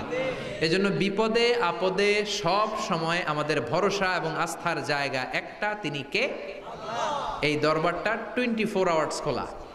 দুনিয়াতে অনেক দরবার বন্ধ হয়ে যায়, সুপার শপ বন্ধ হয়ে যায়, অফিস আদালত বন্ধ হয়ে যায়, কিন্তু আল্লাহর দরবার 24 ঘন্টা খোলা আছে না নাই? আপনি যখনই মনে চায়, কি সুন্দর 2 রাকাত নামাজ পড়ে কপাল ঘষে ঘষে সেজদা দিয়ে আল্লাহ বলে একটা ডাক দেন, সাথে সাথে আপনার ডাকে আল্লাহ সাড়া দিয়ে দিবে। এজন্য আল্লাহর কাছে চাইতে রাজি আছেন তো? সব সময় আমরা একজনের কাছে চাইবো, চিৎকার করে বলেন তিনি কে? আল্লাহ আমাদের সবাইকে কথাগুলো বোঝার ও আমল করার তৌফিক দান করুক, আমরা পড়ি আমিন। আল্লাহুম্মা আমিন। ربنا ظلمنا أنفسنا وإن لم تغفر لنا وترحمنا لنكونن من الخاسرين। وبشال আকাশের মালিক, জমিনের মালিক, পাহাড়ের মালিক, সাগরের মালিক, নবমণ্ডলের মালিক, ভূমণ্ডলের মালিক, তোমার আকাশ বাতাস নবমণ্ডল ভূমণ্ডলের তুলনায় আমাদের হাত দুইটা একেবারে ছোট্ট রে আল্লাহ। ছোট্ট দুটি হাত পেতে ভিক্ষুকের মতো তোমার শাহী দরবারে তোমার পেয়ারা বান্দাদেরকে নিয়েছে রইলাম। আমাদের হাত দুইখানা তুমি কবুল আর মঞ্জুর করে নাও রব্বুল আলামিন। আমাদের গুনার কোনো শেষ নাই, আমরা গুনাহগার, গুনাহ আমাদের বেশুমার, এমন কোন গুনাহ নাই আমরা করি নাই। সগীরা কবিরা, জেনে না জেনে, ইচ্ছায় অনিচ্ছায়, বন্ধুর পাল্লায় পড়ে, শয়তানের ধোকায় পড়ে লক্ষ লক্ষ কোটি কোটি গুনাহ করে ফেলেছি। তুমি ছাড়া ক্ষমা করার আর কেউ নাই। গহীন রজনীতে তাফসিরুল কোরআন মাহফিলের শেষ লগ্নে তোমার দরবারে তোমার কিছু গুনাহগার বান্দা দুহাত তুলে চেয়ে রয়েছে। আল্লাহ, আল্লাহ আমাদের হাতগুলোকে তুমি কবুল করে নাও, আমাদের সবাইকে তুমি মাফ করে দাও। মাহফিলে ঢুকার সময় আমাদের গুনার বোঝা ফেরেশতা দিয়ে যেমনি তুমি নামিয়ে নিয়েছো, চলে যাওয়ার সময় ওই গুনার বোঝা তুমি আর কাঁধে তুলে দিও না। রব্বুল আলামিন, এমন কোন গুনাহ নাই আমরা করি নাই। সগীরা কবিরা, জেনে না জেনে, ইচ্ছায় অনিচ্ছায়, বন্ধুর পাল্লায় পরে, শয়তানের ধোকায় পরে হাজার হাজার গুনাহ করেছি। আমরা সবাই গুনাহগুলো স্বীকার যাই। আমরা গুনাহগার, তুমি মেহেরবান। আমরা গুনাহগার, তুমি মেহেরবান। আমাদের গুনার কত বড়, তোমার রহমতের দরিয়া নাকি তার চেয়েও বড়। আল্লাহ, তোমার দরবারে আমরা ক্ষমা চাই। তুমি আমাদের জিন্দেগির সব গুনাহ মাফ করে দিয়ে মাসুম বাচ্চার মতো মাসুম বানিয়ে দাও। আমাদের আব্বা আম্মা, দাদা দাদি, নানা নানি, চাচা চাচি, খালা খালু, মামা মামি, প্রত্যেকের জীবনের সব গুনাহ তুমি মাফ করে দাও। জানি না আমার কোন ভাইয়ের আব্বা আম্মা বেঁচে নাই, কোন ভাইয়ের দাদা বেঁচে নাই, দাদি বেঁচে নাই, নানা বেঁচে নাই, নানি বেঁচে নাই, শ্বশুর বেঁচে নাই, শাশুড়ি বেঁচে নাই। রব্বুল আলামিন, তারা আগে চলে গিয়েছে, আমরা পরেই রওনা হয়ে যাব। তারা চলে গিয়েছে, তার মানে এই না আমরা আজীবন বেঁচে যাব। আমরা সবাই এক পথের পথিক, আমরা সবাই এক গন্তব্যের যাত্রী। তারা আগে গিয়েছে, আমরা পরে রওনা হব। রব্বুল আলামিন, তাদের প্রত্যেকের কবর গুলারে জান্নাতুল ফেরদাউসের বাগান বানিয়ে দাও।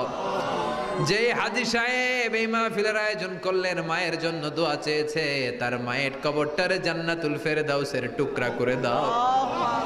যারা পরিমাণ ঈমান নিয়ে আমাদের যত আত্মীয় স্বজন, যত মুমিন মুমিনাত বান্দা গোটা বিশ্বের আনাচে কানাচে কবরস্থানে শুয়ে আছে, তাদের কবর গুলোর জান্নাতুল ফেরদাউসের বাগান বানিয়ে দাও।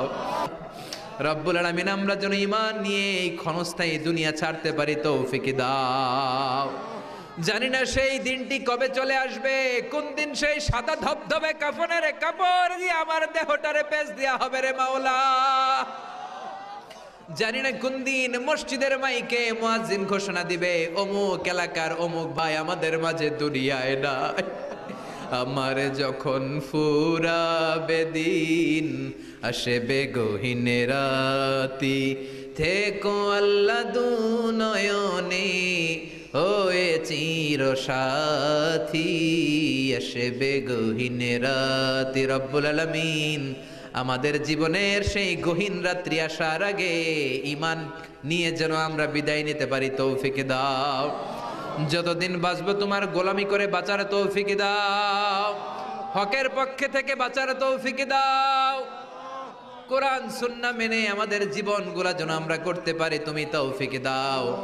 মৃত্যুর পূর্বক্ষণে বিশ্ব নবীর শেখানো ওই মধুর কালিমাটুকুন জপতে জপতে ঈমান নিয়ে যেন আমরা সবাই বিদায় নিতে পারি। লা ইলাহা ইল্লাল্লাহু মুহাম্মাদুর রাসূলুল্লাহ। আল্লাহ বললেন দেখা যায় না, মুসা বলে দেখতে চাই। আল্লাহ বললেন দেখা যায় না, মুসা আলাইহিস সালাম বললেন কথা বলেন না কেন? আল্লাহ বললেন, মুসা বললেন, আল্লাহ বললেন, মুসা বলে দেখতে চাই, আল্লাহ বলে দেখা যায় না। কিন্তু সাইয়েদনা মুসা আলাইহিস সালাম ছেড়ে দেবার পাত্র নয়, হেরে যাবার পাত্র নয়, পিছু হটার পাত্র নয়, মনে যেটা উঠেছে আদায় করার পাত্র হলো মুসা, ঠিক কি না? উনি বললেন রব্বি আরিনি আনজুর ইলাইক, আল্লাহ আপনি আমারে দেখা দেন, আমি দেখতে চাই। আল্লাহ বললেন লান তারানি, never you can see me. ওরে মুসা, এই বায়না ধরো না, আমারে তো দেখা যায় না, এই পৃথিবীর চামড়ার চক্ষু দিয়ে আমাকে দেখা যাবে না। মুসা বললেন আমি দেখেই ছাড়বো। আল্লাহও বুঝাতে পারেন না, মুসাও ছাড়েন না। অবশেষে নবীর আবদার রব্বুল আলামিন শুনতে রাজি হলেন। আল্লাহ বললেন মুসা আগামীকাল অমুক সময়ে গোসল করে ওযু করে তুর পাহাড়ে চলে আসবা। তুমি যখন দেখতেই চাও আগামীকাল তুর পাহাড়ে চলে এসো। সাইয়েদনা মুসা আলাইহিস সালাম তুর পাহাড়ে চলে এসেছেন, কারণ উনার ফিলিংস আমাদের ফিলিংস একরকম নয়। আমরা কি আল্লাহর কথা শুনি? জোরে বলেন। কিন্তু ওয়া কাল্লামাল্লাহু মুসা তাকলিমা, উনি আল্লাহর কথা শুনতেন। তো ওনার চিন্তা হচ্ছে যার কথাটা এত সুন্দর, না জানে উনি দেখতে কত। সুবহানাল্লাহ পড়বেন না? আল্লাহ বললেন মুসা আগামীকাল আসো, তুর পাহাড়ে আসো। সাইয়েদনা মুসা আলাইহিস সালাম তুর পাহাড়ের উপরে চলে গেলেন। আল্লাহ বললেন মুসা এটা যেন তেন কোনো খেলা না। আবার তোমারে জিজ্ঞেস করতে চাই, আসলেই তুমি দেখতে চাও কিনা? মুসা আলাইহিস সালামের এক কথা এক দাবি, দেখতে চাই। এক কথা এক দাবি, সেটা কি? আমি দেখতে চাই খোদা, আমি দেখতে চাই আপনাকে। আল্লাহ বললেন মুসা এটা সাধারণ খেলা নয়, এটা বিপিএল এর খেলা নয়, এটা আইসিসি নয়, এটা ফিফার খেলা নয়, এটা মুসার সাথে বিশ্ব গভর্নমেন্টের খেলা, ঠিক কিনা? এটা সাধারণ খেলা না, it's a very dangerous game. তুমি যদি স্টার্ট করো, you have to go until the last moment, শেষ পর্যন্ত তোমাকে যেতে হবে, ঠিক কিনা? মুসা আলাইহিস সালাম এক পায়ে খাড়া। সাইয়েদনা মুসা বললেন আমি রাজি। আল্লাহ বললেন ওকে, তাহলে খেলা শুরু করে দিলাম। ও মুসা তুমি দাঁড়িয়ে থাকো, খেলা এখন শুরু হয়ে যাবে। রব্বুল আলামিন মুসা আলাইহিস সালামের চারিদিকে অন্ধকার করে দিলেন। কি করে দিলেন? চারিদিকে 4 ফারসাক এলাকা, 1 ফারসাকে 12 মাইল, 4 ফারসাকে অনেক লম্বা একটা জায়গা, 3 × 36 কিলোমিটার জায়গা আল্লাহ অন্ধকার করে দিলেন। ঘুটঘুটে অন্ধকার, এত অন্ধকার সাইয়েদনা মুসা আলাইহিস সালাম নিজের হাতটাও নিজে দেখে না। এবার মনের মধ্যে একটু ভয় চলে আসছে, কোনো আওয়াজ নাই, অন্ধকার। এবার মনের মধ্যে ভয় এসেছে, কিন্তু আল্লাহকে দেখতে চায়। ওই নেশায় এখন অন্তরের মধ্যে কিছু সাহস আছে না নাই? সাহস নিয়ে দাঁড়িয়ে আছেন। এবার আল্লাহ চারিদিকে আলোকিত করে দিলেন। এবার বললেন মুসা আরো কিছু কাজ আছে, তোমার চারদিকে 4 ফারসাক এরিয়ার মধ্যে কোনো প্রাণী থাকতে পারবে না, কোনো মশা থাকবে না, মাছি থাকবে না, ইঁদুর থাকবে না, ব্যাঙ থাকবে না, পাখি থাকবে না, সবগুলো পশু আর প্রাণীকে বললেন আল্লাহ বললেন তোমরা বাইরে চলে যাও, বাউন্ডারির বাইরে চলে যাও। বাংলাদেশের সাথে ইন্ডিয়ার খেলা, আপনারা দর্শক মাঠে ঢুকতে পারবেন? বলেন ঢুকলে খেলা হবে? খেলাটা হবে? আল্লাহ বললেন সবাই বাইরে চলে যাও, সব বাইরে চলে গেল। এবার আল্লাহ বললেন মুসা তোমার 2 কাঁধের মধ্যে 2 ফেরেশতা আছে না নাই? কিরামান, তাদেরকেও বাইরে পাঠানোর দরকার আছে না নাই? আল্লাহ বললেন তোমরাও 4 দিক থেকে বাউন্ডারি দেয়া এরিয়ার বাইরে তোমরা চলে যাও। এবার রব্বুল আলামিন বললেন আল্লাহর স্পেশাল সিকিউরিটি ফোর্স ফেরেশতাকে তোমরা 4 দিকে বাউন্ডারি দাও। স্পেশাল সিকিউরিটি ফোর্স ফেরেশতা কাদের সাথে কাঁধ লাগিয়ে, পায়ের সাথে পা লাগিয়ে 4 দিকে একটা বাউন্ডারি দিলেন। চিল্লায় বলেন আল্লাহু আকবার। এবার সাইয়েদনা জিব্রাইলকে আল্লাহ বললেন ও জিব্রাইল তুমিও ঢোকার চেষ্টা করো না, তুমিও বাইরে চলে যাও। সুবহানাল্লাহ। সাইয়েদনা জিব্রাইল বলে আল্লাহ আমাকে তৈরির পর থেকে, আমাকে রুহু দেওয়ার পর থেকে আজ পর্যন্ত তোমারে আমি দেখি নাই। সিদরাতুল মুনতাহা হলো আমার লাস্ট বর্ডার, ওই বর্ডারে কান লাগিয়ে তুমি যা বলো শুনি, ওই কথাগুলো নবীদের কাছে পৌঁছে দেই, এটাই আমার ডিউটি। আজ পর্যন্ত আমিও তোমারে দেখি নাই, তোমার নূর এখনো দর্শন লাভ করি নাই, আমিও দেখতে চাই। আমার ভাই মুসার সাথে আমাকেও দেখতে দাও। আল্লাহ বলল no no, this game is between Musa and me. এটা মুসার সাথে আমার খেলা, তোমার তো খেলা নাই, ঠিক কি না? জিব্রাইল তুমিও বাইরে চলে যাও। সাইয়েদনা জিব্রাইলও বাইরে চলে গেলেন। এবার একেবারে গ্রাউন্ড রেডি, স্টেডিয়াম রেডি, এবার খেলা হবে। খেলা কি হবে? জোরে বলেন কি হবে? মুসা আলাইহিস সালাম আর বিশ্ব গভর্নমেন্ট, আল্লাহর সাথে খেলা। আল্লাহ বললেন মুসা তুমি উপরের দিকে তাকাও। সাইয়েদনা মুসা আলাইহিস সালাম উপরের দিকে তাকালেন, দেখলেন প্রথম আকাশ দেখা যায়, তারপরে দ্বিতীয় আকাশ, তৃতীয় আকাশ, সব দেখতে আরম্ভ করলেন। প্রথম আকাশ, এটা বিশাল একটা area, it's a big space, we can't imagine. এটা কত বড় আমরা কল্পনাও করতে পারি না, বিশাল। এই যে ছোট্ট একটা জায়গায় আমরা কুমিল্লাতে বসে আছি। কুমিল্লা হলো বাংলাদেশের 64 জেলার একটা জেলা। 64 জেলা নিয়ে আমাদের সুজলা সুফলা শস্য শ্যামলা বাংলাদেশ। এই বাংলাদেশ হচ্ছে পৃথিবীর অনেকগুলো দেশের মধ্যে থেকে ছোট্ট একটা দেশ। এক কানাডা বাংলাদেশ থেকে 100 গুণ বড়, এক রাশিয়া বাংলাদেশ থেকে 200 গুণ বড়। এরকম 200টা দেশ নিয়ে এই পৃথিবী, তার মধ্যে দেশগুলো হচ্ছে 30 ভাগ আর সাগর হচ্ছে 70 ভাগ। চিল্লায় বলেন আল্লাহু আকবার। তার মানে এই পৃথিবীর তুলনায় কত ছোট্ট একটা জায়গায় এই সূর্যপুরে আমরা বসে আছি, কত নগণ্য আমি, কত ক্ষুদ্র আমি, কত ছোট্ট আমি, ঠিক কিনা? এই পৃথিবীটা হচ্ছে আমাদের সৌরজগতের অনেকগুলো গ্রহের মধ্যে থেকে ছোট্ট সাইজের একটা গ্রহ। এই যে সূর্যের আলো আমরা প্রতিদিন পাই, যেটার আলো প্রায় 8 মিনিট 20 সেকেন্ড ব্যয় করে আমাদের দিকে আসে, সেকেন্ডে 1,86,000 মাইল বেগে। এই সূর্যটা এত বিশাল পৃথিবীর চাইতে 13 লক্ষ গুণ বড়। আরো আসতে বলেন সুবহানাল্লাহ। সূর্যই কি পৃথিবীর সবচাইতে বড় সাইজের তারা? নো, সূর্যের চেয়েও অনেক বড় তারা আছে। ব্যাটেলজিউস নামে একটা তারা আছে, যেই তারাটা, যে সূর্য পৃথিবীর চেয়ে 13 লক্ষ গুণ বড়, ওই ব্যাটেলজিউস তারা সূর্যের চেয়ে 33 কোটি গুণ বড়। তার মানে এই না ব্যাটেলজিউসই পৃথিবীর সবচেয়ে বড় তারা। সূর্যের পরে পৃথিবীর সবচেয়ে কাছের তারার নাম হচ্ছে প্রক্সিমা সেন্টরাই, তারপরে আলফা সেন্টরাই এ, আলফা সেন্টরাই বি, এটা ক্যারিনা, ব্যাটেলজিউস, এরকম করতে করতে এক একটা তারা বিশাল বড়। এই সবগুলো তারা মিলে আমাদের গ্যালাক্সি। আমাদের গ্যালাক্সিতে অনেকগুলো তারা। আমাদের গ্যালাক্সির নাম হচ্ছে মিল্কি ওয়ে। এর মানে এই নয় মহাবিশ্বে মাত্র একটা গ্যালাক্সি। বিজ্ঞানীদের ধারণা প্রথম আকাশের নিচে প্রায় 400 বিলিয়ন গ্যালাক্সি রয়েছে। চিল্লায় পড়েন আল্লাহু আকবার। এরকম হাজারো গ্যালাক্সি নিয়ে আমাদের ইউনিভার্স, এরকম হাজারো ইউনিভার্স গোটা বিশ্বে আছে না নাই?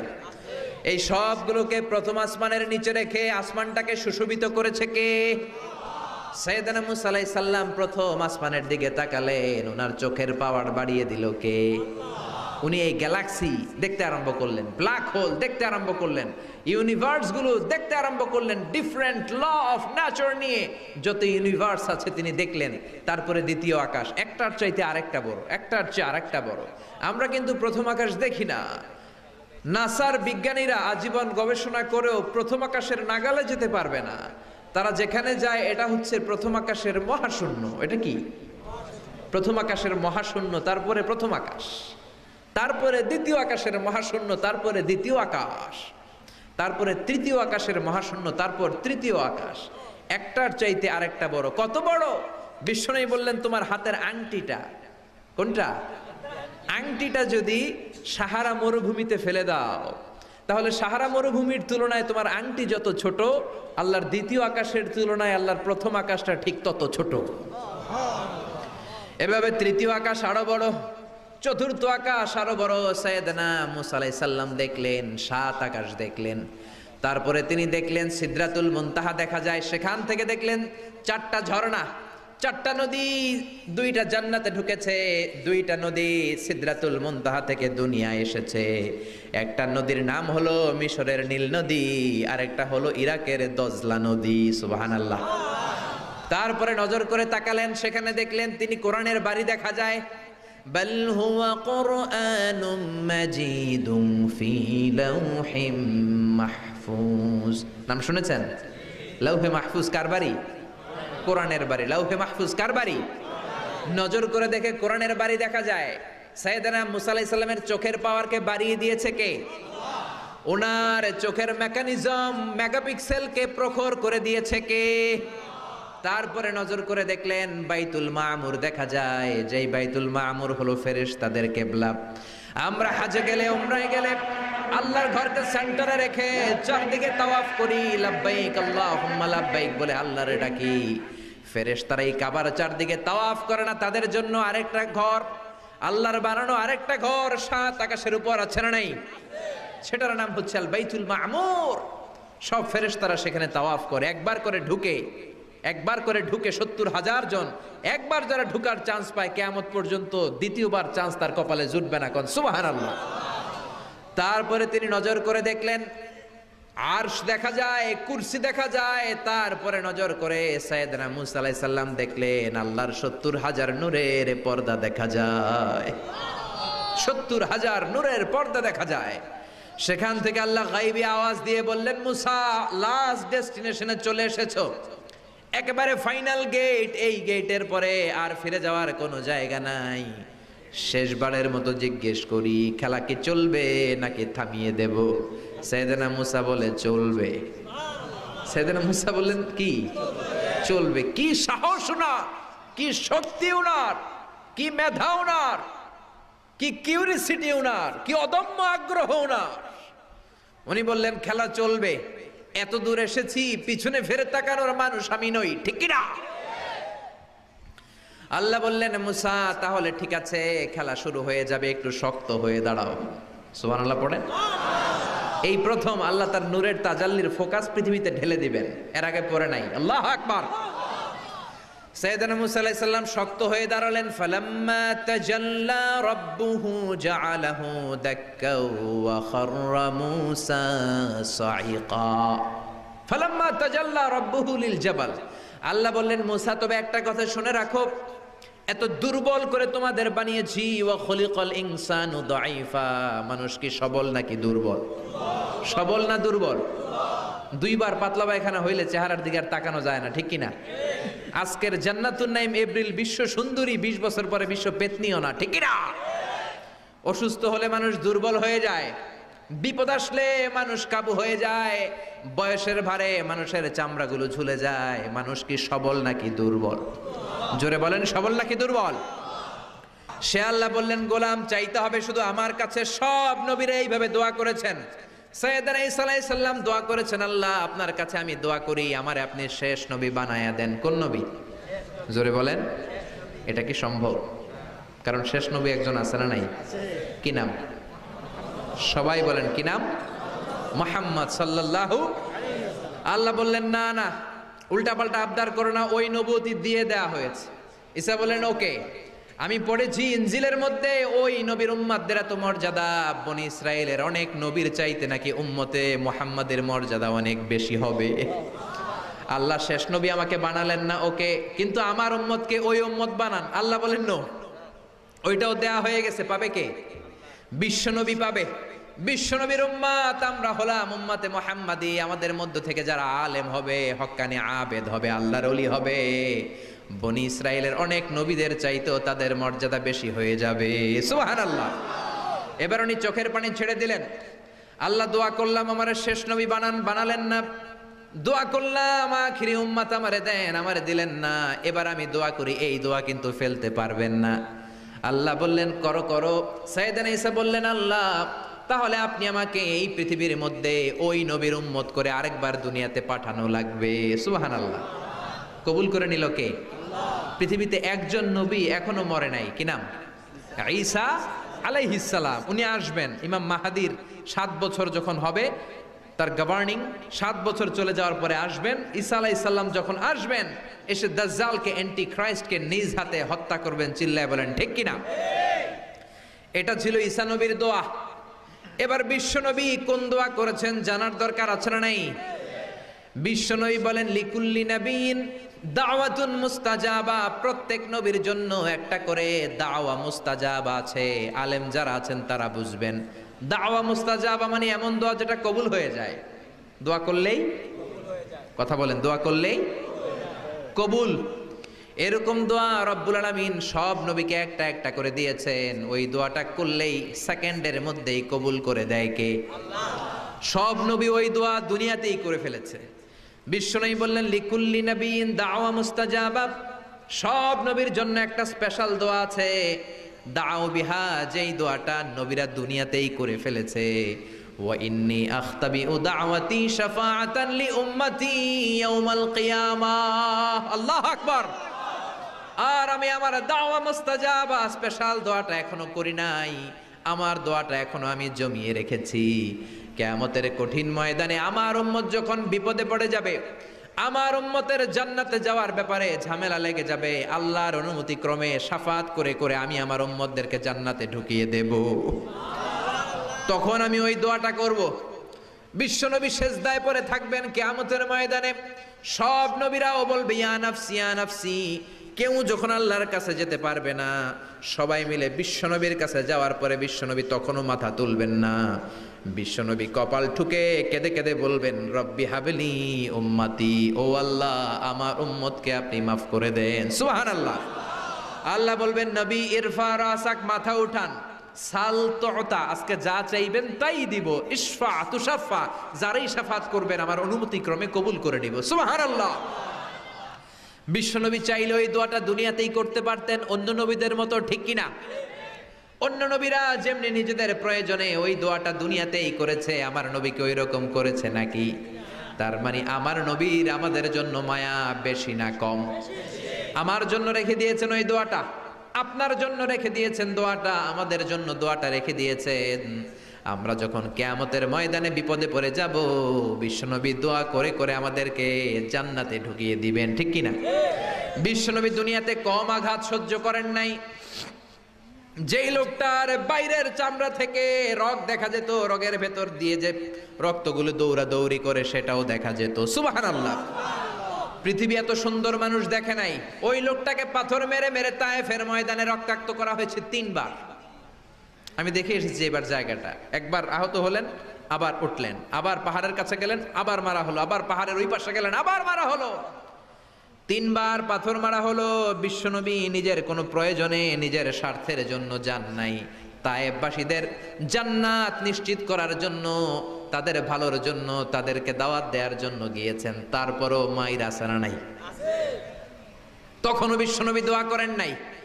ওই দিন যদি দোয়া করতেন, আল্লাহ তায়েফবাসীদেরকে আপনি শেষ করে দেন, সেকেন্ডের মধ্যে পুরো তায়েফকে পাউডার করে দিতে পারতো কে?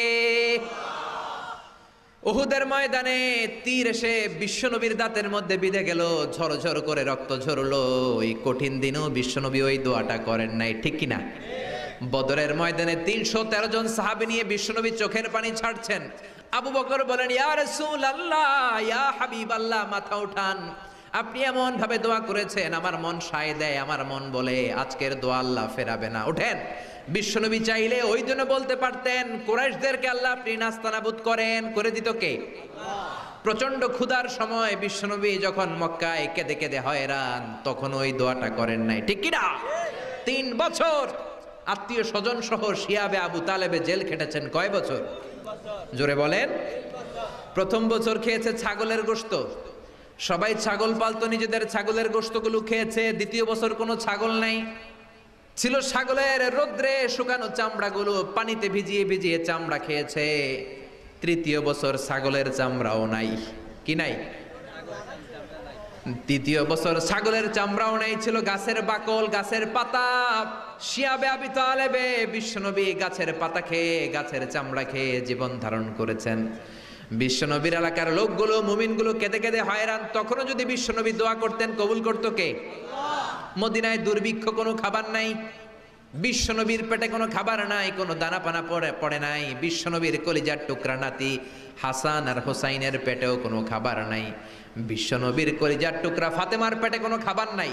চাইলে বিশ্বনবী তখন দোয়াটা করতে পারতেন না? বিশ্বনবী মসজিদে নববীতে জোহরের নামাজ পড়ে হাসান হুসাইনকে দেখতে গেলেন, যে দেখে ফাতেমা রান্না করে। আসলে কি রান্না করে? চুলার মধ্যে পাতিল দিয়ে পানি গরম করে আর হাসান হুসাইনকে বুঝ দেয়, ঠিক কিনা? বিশ্বনবীর পায়ের আওয়াজ শুনে ঘুমন্ত হাসান আর হুসাইন জেগে গেল। দৌড়ে এসে নানাজিকে ঝাপটে ধরে ডেকে বলে, নানাজি গতকাল কেন দেখতে আসলেন না? আজকে দুপুর হয়ে গেল, বিকেল হয়ে যাচ্ছে, এখন বুঝি আপনি দেখতে আসার সময় হলো? বিশ্বনবী বললেন, হাসান হুসাইন এই তো এইমাত্র জোহরের নামাজ পড়ে আসলাম, তোমাদের খোঁজ খবর নিতে এসেছি। হাসান আর হুসাইন বলল, কি খোঁজ খবর নিবেন? খোঁজ খবর নেওয়ার আগে একটা বিচার করে দেন। বিচার? আপনি তো আহকামুল হাকিমিন, সব চাইতে বড় বিচারকের সব চাইতে বড় নবী, ইনসাফ ওয়ালা নবী। আপনার কাছে বিচার দিয়ে কেউ কোনোদিন বিচারে ঠকে নাই, ঠিক কিনা? আপনি একটা বিচার করেন। বিশ্বনবী বললেন, কিসের বিচার? হাসান বলে, নানাজি আপনার মেয়ের নামের বিচার, ফাতেমার নামের বিচার। বিশ্বনবী বললেন, ও হাসান, আমার মেয়ে ফাতেমার আবার কি বিচার? কি অপরাধ আমার ফাতেমার? হাসান হুসাইন চোখের পানি ছেড়ে দিয়ে ডেকে বলে, নানাজি আপনার মেয়ে আমাদেরকে খাবার দেয় না কেন? খাবার দেয় না কেন? বিচার দিলাম, গতকাল সারাদিন বলেছে রাত্রিবেলা খাবার দিবে, রাতে খাবার দেয় নাই। আমাদেরকে বলেছে তোমরা ঘুমিয়ে যাও, আমি রান্না করি, সকালে দিব। ঘুমায় গেলাম, সকালবেলায় খাবার চাইলাম, আপনার মেয়ে ফাতেমা তখন আমাদেরকে খাবার দেয় না। নানা, আমরা ছোট্ট 2টা মানুষ ক্ষুধার জ্বালায় বেহুশ হয়ে যাই, আর সহ্য করতে পারি না, আপনার মেয়ে খাবার দেয় না। দুপুর হয়ে গেল, 2 জনে কান্নাকাটি করি, আপনার মেয়ে এখন পর্যন্ত আমাদেরকে খাবার দেয় নাই। আমরা 2 জন তো আর সহ্য করতে পারি না, কেন আপনার মেয়ে আমাদের সাথে এমন করে? আপনার কাছে বিচার দিলাম, আপনি বিচার করেন। বিশ্বনবী আর কি বিচার করবেন? ধা ধা করে বিশ্বনবী চোখের পানিগুলো ছাড়েন, হুসাইনকে জড়িয়ে ধরলেন, হাসান রে জড়িয়ে ধরলেন, ডেকে বললেন হাসান রে কাছে আয়। বিশ্বনবী শাম দেশের জুব্বা পড়তেন, শাম দেশের জুব্বাটা উপরের দিকে উঠালেন, হাসান রে দেখালেন, এই তো দেখ তোর নানার পেটের মধ্যে 3টা পাথর বাঁধা। একদিন না খেয়ে থাকার কারণে তোদের পেটে এত জ্বালা এত কষ্ট। আমি বিশ্বনবীর পেটে গত 3 দিন যাবত কোনো দানা পানি পড়ে নাই। আমি বিশ্বনবী তো না খেয়ে আছি রে হাসান, আমি তো 3 দিন না খেয়ে আছি, আমার পেটেও তো কিছু নাই। নানাও কাঁদলেন, নাতিও কাঁদলেন, পুরো পৃথিবীও কাঁদলো, ঠিক কি না?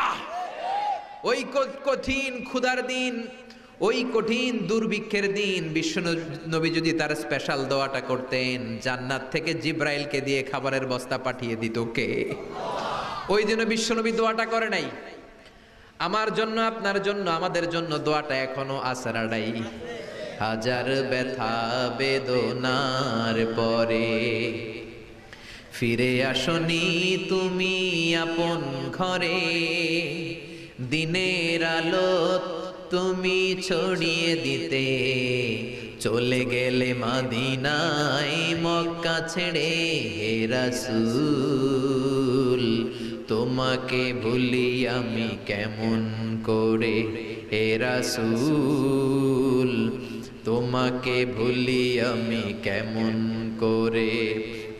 খেয়ে না খেয়ে দিন প্রচারের কাজে নিজেকে দিয়েছ বিলিয়ে, তাই ফের কাফিরেরা চিনল না সে আলো, দুষ্ট ছেলেদের পিছু দিল লেলিয়ে। পাথরের আঘাতে ক্ষত বিক্ষত হয়ে সারা শরীর থেকে রক্ত ঝরে। হে রাসূল তোমাকে ভুলি আমি কেমন করে, হে রাসূল তোমাকে ভুলি আমি কেমন করে। পড়েন আল্লাহু আকবার। কি দিল দরিয়া নবী ছিল, নিজের বিপদের কথা ভুলে গিয়ে, নাতির বিপদের কথা ভুলে গিয়ে, ফ্যামিলির কথা ভুলে গিয়ে উম্মতের জন্য কেঁদেছে, ঠিক কি না? গোটা বিশ্বের জন্য শিক্ষা এনেছে, সভ্যতা এনেছে, আমাদেরকে ভদ্রতা শিখিয়েছে। আর ওই নবীরে গালি দেয় এরকম কিছু ব্লগার বাংলার জমিনে আছে না নাই? তারা মানুষ নাকি শয়তান? এগুলো পিতৃ পরিচয়হীন জারদ সন্তান, জোরে বলেন ঠিক কিনা? দুই জায়গায় কেউ যদি আমাদেরকে ইনসাল্ট করে আমরা সহ্য করতে পারি না। এক হচ্ছে কোরআন, কোরআনকে নিয়ে গালি দিলে আমাদের কলিজায় আগুন আসে না নাই? বিশ্বনবীরে গালি দিলে কলিজায় আগুন ধরে যায়, যদি না ধরে যায় তুমি মুমিন নও, তুমি মুনাফিক। চিল্লা এখন ঠিক কিনা? বিশ্বনবীরে গালি দিলে কলিজায় আগুন লাগে, কলিজায় আগুন লাগে মুসলমান। কার কার লাগে? দু হাত উঁচু করে আল্লাহর দেখা। লিল্লাহে তাকবীর, লিল্লাহে তাকবীর, লিল্লাহে তাকবীর। আল্লাহ আমাদের হাতগুলোকে কবুল করে নাকি আমরা পড়ি আমিন। আর জোরে পড়েন আমিন। এজন্য বিশ্বনবীর সুন্নাহ আমাদের আসল সম্বল। বিশ্বনবী যে শিক্ষা আমাদের কাছে রেখে গিয়েছেন সেটাই সম্বল, ঠিক কিনা? বিশ্বনবীর আগের গুনাহ মাফ, পরের গুনাহ মাফ, তারপরেও তিনি আল্লাহর কাছে যখন দোয়া করতেন ছোট্ট বাচ্চার মতো হাউ মাউ করে কেঁদে দোয়া করতেন। আমরা করি? আমাদের কান্না আসেই না। এত পাষাণ আমাদের হৃদয়, এত আধুনিকতার মধ্য দিয়ে আমরা সময় কাটাচ্ছি। সোশ্যাল মিডিয়ার ভেতরে আমাদের এত সময় দেয়া হয়। এই সোশ্যাল মিডিয়া আমাদেরকে ঘুমাতে দেয় না, আমাদেরকে স্বাভাবিকভাবে চলতে দেয় না, আমাদের অন্তরটাকে নরম হতে দেয় না, ঠিক কি না? আমাদের কান্না আসে না, আমাদের হৃদয় পাষাণ হয়ে গেছে, আমাদের হৃদয় নরম হয় না। অন্যের দুঃখে আমরা দুঃখ পাই না, অন্যের দুঃখে যারা দুঃখ পায় না তারা মানুষ হতে পারে না, ঠিক কি না?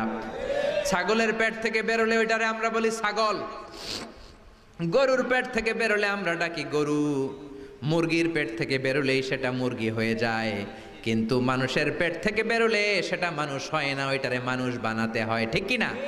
এই দুনিয়া এখন তো আর সেই দুনিয়া নাই, মানুষ নামের মানুষ আছে দুনিয়া বোঝায়। সেই মানুষের ভিড়ে আমার আসল মানুষ নাই, ঠিক কিনা? আসল মানুষের বড় অভাব। অন্যের দুঃখে কাঁদবে, অন্যের জ্বালা নিজের অন্তরেও জ্বালার সৃষ্টি করবে, সেই মানুষ আর নাই, ঠিক কিনা? বিশ্বনবীর আগের গুনাও নাই, পরের গুনাও নাই, তারপরেও মুনাজাতে হাউমাউ করে কাঁদতেন। তিনি দোয়ায় বলতেন, আল্লাহ ইন্নী আব্দু কবনু আব্দি কবনু আমাতিক নাসিয়াতি বিয়াদিক। ও আল্লাহ, আমি আপনার গোলাম, গোলামের ঘরের গোলাম, বান্দির ঘরের গোলাম। আল্লাহ আমি আপনার গোলাম, গোলামের ঘরের গোলাম, মানে আমার বাপ আব্দুল্লাহ আপনার গোলাম, আমরা গোলাম বংশের। সুবহানাল্লাহ। গোটা বিশ্বের শ্রেষ্ঠ মানুষটা নিজের গোলাম বলতে দ্বিধাবোধ করতো না, বলতো আমি আপনার গোলাম, গোলামের ঘরের গোলাম, বান্দির ঘরের গোলাম, নাসিয়াতি বিয়াদিক। আমার মাথার চুলের ঝুঁটি আপনার হাতের মুঠোয়, আমার চুলের ঝুঁটি আপনার হাতের মুঠোয়, গোলামের মতো যেখানেই টানবেন আমি ওখানেই যাব। আল্লাহু আকবার। এই ছিল বিশ্বনবীর বিনয়। নিজেকে গোলাম বলতে স্বাচ্ছন্দ্য বোধ করতেন, কোনোদিন জীবনে অহংকার করেন নাই। কোনোদিন বিশ্বনবী কারো সাথে মুসাফা করতে যে নিজে আগে হাত টানেন নাই, যতক্ষণ না ওই লোকটা তার হাত টেনে নিয়েছে। সুবহানাল্লাহ। আর বিশ্বনবীর হাত ছিল আলিয়ানু মিনাদ দিবাজ, বিশ্বনবীর হাত ছিল রেশমের কাপড়ের চেয়েও নরম। সিল্ক চিনেন? সিল্ক, সিল্কের কাপড়ের চেয়ে বিশ্বনবীর হাত ছিল নরম। এই নরম হাত মুসাফার মধ্যে যে একবার পাইতো কেউ ছাড়তে চাইতো না, ধরেই রাখতো। আর বিশ্বনবী নরম হৃদয়ের নবী, কেউ যদি না ছাড়ে বিশ্বনবীও ছাড়তেন না। সুবহানাল্লাহ। ওই নবী মুনাজাতে কাঁদতেন। এজন্য ভাইরা এই কথা বললেন না আল্লাহ আমার দোয়া শোনে না, আপনি দোয়ার মতো দোয়া করেন নাই, এজন্য শোনে নাই, ঠিক কি না? দোয়া কবুল হওয়ার রহস্য হচ্ছে চোখের পানি। বিশ্বনবী বললেন দুইটা চোখের পানি আল্লাহর কাছে সব চাইতে সেরা। এক হলো জিহাদের ময়দানে রক্তের ফোঁটা, দ্বিতীয় হলো আল্লাহর ভয়ে মোনাজাতের মধ্যে চোখ থেকে বেয়ে বেয়ে পড়া পানির ফোঁটা। আবার বিশ্বনবী বললেন অনুশোচনার চোখের পানি, চোখ দিয়ে নাকের ডগা বেয়ে বেয়ে জমিনে পড়ার আগে ওই দোয়াটা কবুল করে নেয় কে? এজন্য চাওয়ার সময় নিজেরে ছোট করেন, বলবেন আল্লাহ আমি আপনার গোলাম, গোলামের ঘরের গোলাম, বান্দির ঘরের গোলাম, আমার চাইতে ক্ষুদ্র ছোট কেউ নাই, এমন কোন গুনাহ নাই আমি করি নাই, তুমি ছাড়া আমারে পার করার কেউ নাই, ঠিক কিনা? এরকম দোয়ার মধ্যে নিজেরে ছোট করে দেন, আপনার দোয়া কবুল করবে কে? এজন্য সব সময় চাইবে একজনের কাছে, তিনি কে? একদল আছে বা এক শ্রেণীর লোক আছে, রোগে যখন পড়ে তখন আল্লাহরে ডাকে, রোগ ভালো হয়ে যায় আল্লাহরে ভুলে যায়, আছে না নাই? নির্বাচনের আগে আল্লাহরে ডাকে, নির্বাচন শেষ আল্লাহরে ভুলে যায়, আছে না নাই? সমস্যায় পড়েছে আল্লাহরে ডাকে, সমস্যা নাই আল্লাহরে ভুলে যায়, আছে না নাই? এমন করা যাবে না, সব সময় ডাকবেন। তবে রব্বুল আলামিন বলেন স্পেশাল কিছু সময় আছে, ওই সময় দোয়া করলে দোয়া কবুল করে নেয় কে? তাহাজ্জুদের সময়। এই স্পেশাল দুই একটা সময়ের কথা বলে আমরা দোয়া করব। দোয়া না নিয়ে আজকে কে কে চলে যাবেন হাত তুলে দেখান তো। থাকবেন সবাই? দোয়া করে যাবেন? অল্প 2-1 মিনিট কথা বলে আমি এখন দোয়ার দিকে যাব। ওয়াদা করেছেন বসে থাকবেন। ওয়াদা খেলাফ করা কি মুমিনের আলামত না মুনাফিকের? আমরা একসাথে দোয়া করে আজকে এখান থেকে বিদায় নিব। পড়েন ইনশাআল্লাহ। তাহাজ্জুদের সময় দোয়া করবেন। ওয়া মিনাল লাইলি ফাতাহাজ্জাদ বিহি নাফিলাতান লাকা আসা আন ইয়াবআসাকা রাব্বুকা মাকামাম মাহমুদা। তাহাজ্জুদের নামাজ পড়লে আপনার মর্যাদা বাড়ায় দিবে কে? আল্লাহ। এখন হুজুর আমরা তো ফজরই পড়ি না, তাহাজ্জুদ কখন পড়মু? তাহাজ্জুদ তো তাদের যারা ফজর পড়ে, ঠিক কি না? ফজরই তো পড়ে না, তাহাজ্জুদ কখন? ফজরের সময় মসজিদের বেহাল দশা। ফজরের সময় যত মসজিদে নামাজ পড়লাম খালি মুরব্বী চাচাদেরকে পাওয়া যায়, ইয়াং ছেলেরা নাই। ফজরের নামাজ মুরব্বীদের জন্য নয়, ফজরের নামাজ তোমাদের মতো ইয়াংস্টার যারা আছো তাদের জন্য, ঠিক কি না? ওয়াদা করো সূর্যপুরের মসজিদগুলোতে যুবকরা যে ফজরের নামাজে মসজিদ ভরে দিবা, রাজি আছো? রাজি আছো যুবকেরা? এই যৌবন বয়সের ইবাদত আল্লাহর কাছে সবচাইতে প্রিয়। খেয়াল করে বোঝার চেষ্টা করো। যুবক বয়সে যদি গভর্নমেন্ট সার্ভিস করো, বার্ধক্যে উপনীত হলে পেনশন আছে না নাই? অনুরূপ ভাবে যুবক বয়সে যদি ইবাদত করো, বার্ধক্য অবস্থায় ইবাদত করতে না পারলেও পেনশনের হিসাবে তোমার আমল নামায় সওয়াব দিয়ে দিবে কে? এজন্য যুবক বয়সের ইবাদত আল্লাহর কাছে প্রিয়। মসজিদ তখন ধরে যখন আর কাজ করার সুযোগ নাই। মসজিদে তখন যায় যখন কেউ চাকরিতে নেয় না। মসজিদে তখন যায় যখন ঘরের কেউ তার সাথে কথা বলতে চায় না, মানে বয়স হয়ে গেছে 70। তখন দাড়ি রাখে যখন শেভ করতে গেলে হয় গাল কাটবে নয় ব্লেড ভাঙবে, ঠিক কি না? এজন্য যুবক বয়সে মসজিদে যাও, এখন তোমাদের রক্ত গরম, যা চাও তোমরা তাই করতে পারো। যেই মুরব্বী বাবাদের দাড়িগুলো পাকা হয়ে গিয়েছে তারাও তোমাদের মতো ওই বয়সটা পার করে এসেছে, ঠিক কি না? দুদিনের দুনিয়া, অল্প কয়েকটা বছরের ব্যবধানেই তোমার চুলো পাকতে শুরু করবে, তোমার এই রক্ত গরম শরীরটাও ঠান্ডা হয়ে যাবে, তোমার আশেপাশে আর কেউ ঘুরবে না, কেউ তোমারে ডাকবে না, কেউ তোমারে গুনবে না। চিল্লায় বলেন ঠিক কি না? এজন্য কিয়ামতের দিন বিশ্বনবী বলেন, বনি আদম 5টা প্রশ্নের উত্তর না দিয়ে কেউ পা নাড়াতে পারবে না। এর মধ্যে একটা প্রশ্ন হলো, যৌবন বয়সটা তুমি কেমন কাজে লাগিয়েছো? যৌবন বয়সে কি ইসলামের পক্ষে স্লোগান দিয়েছো নাকি রাম আর বামপন্থীদের দলে গিয়েছো, ঠিক কি না? যৌবন বয়সে কি তাফসির মাহফিলে গিয়েছো নাকি মমতাজের গানের কনসার্টে গিয়েছো? যৌবন অবস্থায় তুমি কি কোরআনের অর্থ পড়েছো, ইসলামী সাহিত্য পড়েছো নাকি চটি বই পড়েছো, ঠিক কি না? পাই টু পাই কিয়ামতের দিন জিজ্ঞেস করবে কে? আল্লাহ। চিল্লায় বলেন কে? এজন্য তাহাজ্জুদের অভ্যাস করেন। যারা তাহাজ্জুদ পড়ে তাদের চেহারায় একটা আলাদা গ্লেস আছে। লোকটা কালো হলেও, যদি কালো রঙের লোক হয়, একটা গ্লেস আছে। আমার অনেক কালো বন্ধু আছে। আমি মিশরে পড়েছি, students of more than 100 nationalities, we used to study, stay and dwell in the same place. 100টারও বেশি দেশের ছাত্র থাকতাম। আমার অনেক আফ্রিকান বন্ধু ছিল, কুচকুচে কালো, তেল তেলে, কিন্তু কালো হলেও চেহারা একটা সৌন্দর্য আছে না নাই? এজন্য কালো মানুষও যদি তাহাজ্জুদ পড়ে চেহারায় নূর বাড়িয়ে দিবে কে? 2 নম্বরে হলো আযান আর ইকামতের মাঝখানে যদি দোয়া করে, ওই দোয়া কবুল করে কে? আল্লাহ। এটা অনেকে জানে না। আযান দিয়েছে, মসজিদে গিয়েছে, সুন্নত নামাজ পড়ে বসে আছে, কখন ইকামত হবে, আরো 5 মিনিট বাকি, মাথা চুলকায়, আছে না নাই? মোবাইল টেপাটেপি করে, ফেসবুকিং করে, ঘড়ির দিকে তাকায় আছে, ঘড়ির কাঁটাও ঘুরে, ওর মাথাও ঘুরে, আছে না নাই? তো বসে থাকবা কেন তুমি? 5 মিনিট সময় আছে, চাইতে হবে কার কাছে? বাজারে যাওয়ার সময় যেমনি আপনি লিস্ট করে নিয়ে যান, এটা লাগবে ওটা লাগবে, মসজিদে যাওয়ার সময় মোবাইলের টুকি নিয়ে যান, কাগজের টুকি নিয়ে যান। আল্লাহ আমার সুন্দরী বউ লাগবে, বউ দাও, দিবে কে? এই বেটা, দিবে কে? নেককার বিবি লাগবে, দিবে কে? গোল্ডেন এ প্লাস পেতে চাই, দিবে কে? উমরা করতে চাই, পাসপোর্টে ভিসা লাগে না, ভিসা করে দিবে কে?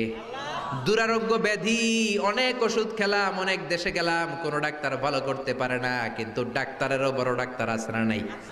কেউ যেটা পারে না, পারে কে? আযান ইকামতের মাঝখানে দোয়া আল্লাহ ফেরায় না। হাদিস এসেছে, দুআ লা ইরাদ্দু বাইনাল আযানি ওয়াল ইকামা। আযান এবং ইকামতের মাঝখানের সময়টাতে দোয়া করবেন। তারপরে বিশ্বনবী বললেন, দুবুরাস সালাওয়াতিল মাকতুবা, ফরজ নামাজের পরে দোয়া করলে কবুল করে কে? আল্লাহ। আমাদের দেশে আসসালামু আলাইকুম রাহমাতুল্লাহ, আসসালামু আলাইকুম, আমিন ইয়া আরহামার রাহিমিন, আছে না নাই? এই দোয়া বিশ্বনবী এইভাবে দোয়া করতেন না। বিশ্বনবী সালাম ফেরানোর পরে পড়তেন আল্লাহু আকবার। কি পড়তেন? নামাজ শুরু আল্লাহু আকবার দিয়ে, শেষও আল্লাহু আকবার দিয়ে। তারপরে সাহাবীদের দিকে ফিরে বসতেন। আমাদের দেশে শুধু ফজরের নামাজ আর আসরের নামাজ, এই 2 ওয়াক্তে ইমাম সাহেব ফিরে বসে, ঠিক কিনা? কিন্তু সুন্নাহ হচ্ছে 5 ওয়াক্ত নামাজেই ইমাম সাহেব মুসল্লিদের দিকে ফিরে বসবে। এরপরে বিশ্বনবী পড়তেন 3 বার আস্তাগফিরুল্লাহ, আস্তাগফিরুল্লাহ, আস্তাগফিরুল্লাহ। তারপরে বিশ্বনবী পড়তেন আল্লাহুম্মা আনতাস সালাম ওয়া মিনকাস সালাম, এই দোয়াটা। এরপরে পড়তেন রাদিতু বিল্লাহি রাব্বা, এই দোয়া। এরপরে পড়তেন আল্লাহুম্মা লা মানিআ লিমা আ'তাইতা ওয়া লা মু'তিয়া লিমা মানা'তা ওয়া লা ইয়ানফা'ু যাল জাদ্দি মিনকাল জাদ। তারপরে আয়াতুল কুরসি পড়তেন। তারপরে বিশ্বনবী 33 বার সুবহানাল্লাহ, 33 বার আলহামদুলিল্লাহ, 33 বার আল্লাহু আকবার, আছে না নাই? এই তাসবিহগুলো আগে আপনি পড়বেন ঠান্ডা মাথায়। এরপরে যদি দোয়া করতে মনে চায়, সম্মিলিত মনে চায় করেন, একা একা মনে চায় করেন, বা হাত তোলা ছাড়া এমনি মুখে করেন, সমস্যা নাই, কিন্তু আগে তাসবিহগুলো পড়তে হবে। চিল্লায় বলেন ঠিক কি না? এই তাসবির সুন্নাত নাই। মানুষগুলো এত অস্থির, সালামের পরে কখন বেরোবে, কখন বেরোবে, মনে হয় পাবলিক টয়লেটে ঢুকছে, ঠিক কি না? পাবলিক টয়লেট হচ্ছে এমন জায়গা যে পাবলিক টয়লেটের ভিতরে আছে, ও বের হওয়ার জন্য ছটফট করে, আর যে বাইরে সিরিয়াল ধরে আছে, ও ঢোকার জন্য ছটফট করে, ঠিক কি না? মনে হয় পাবলিক টয়লেটে এসেছে, মসজিদে ঢুকেছো, আল্লাহুম্মা বলে তুমি ঢুকে গেলা আল্লাহর নাম নিয়ে। যখন মসজিদে ঢুকে গেলা, তোমার মাথার উপরে রহমত ঢালছে কে? মসজিদ হচ্ছে রহমতের জায়গা। সালাম ফেরানোর পরে তাসবিহ পড়েন, তারপরে আপনি দোয়া করেন। এজন্য সালাম ফেরানোর পরে দোয়া কবুল করে কে? আল্লাহ। এরপরে বিশ্বনবী বললেন ইনদা নুজুলিল মাতার, আকাশ থেকে যখন বৃষ্টি নামে, ওই বৃষ্টি নামার সময় যদি দোয়া করেন, দোয়া কবুল করে কে? আল্লাহ। আর দুআ লা ইরাদ্দু তাহতাল মাতার, তুফান ওই বৃষ্টি না, ভ্যাপসা একটা গরম, এই গরমটাকে দূরে সরিয়ে দেওয়ার জন্য একটা ঝিরিঝিরি ঝিরিঝিরি বৃষ্টি পড়ে। ওই বৃষ্টির নিচে দাঁড়িয়ে বৃষ্টির পানি নিয়ে দোয়া করলে কবুল করে কে? জানেই না মানুষ, ঠিক কি না? বরং বৃষ্টি আসলে গান গাওয়া শুরু করে দেয়, এই বৃষ্টি ভেজা রাতে তুমি চলে যেও না। আছে না নাই? তো চলে যাবে না, কি করবে? থেকে যাবো তোমার সাথে? এগুলো করা যাবে না। বৃষ্টি রহমতের বৃষ্টি, তুমি বৃষ্টি হাতে নিয়ে দোয়া করো। সুন্দরী বউ লাগবে, দিতে পারে একজন, তিনি কে? এজন্য চাইতে হবে একজনের কাছে, তিনি কে? কদরের রাতে দোয়া করলে আল্লাহ কবুল করে, খতমে কোরআনের পরে দোয়া করলে আল্লাহ কবুল করে, হজের মানাসিকুল হজের মধ্যে যে দোয়া করলে কবুল করে, মুসাফির দোয়া করলে কবুল করে, রোজাদার ব্যক্তি দোয়া করলে আল্লাহ কবুল করে, মাজলুম ব্যক্তি দোয়া করলেও আল্লাহ কবুল করে। এজন্য বিশ্বনবী বলেছেন, ইত্তাকু দাওয়াতাল মাজলুম, মাজলুমের বদদোয়ারে ভয় করো, ফা ইন্না লাইসা বাইনাহু ওয়া বাইনাল্লাহি হিজাব, তার আর তার আল্লাহর মাঝে কোনো পর্দা থাকে না। মাজলুম দোয়া করলেই কবুল, সুবহানাল্লাহ। এরপরে স্পেশাল দোয়া হলো মা বাবার দোয়া। এই দোয়া কোনোদিন ফিরে না, সুবহানাল্লাহ পড়েন। রাজি আছেন মা বাবার কাছে দোয়া চাইতে? রাজি আছেন তো? কোন ঘর আছে যে ঝগড়া হয় না?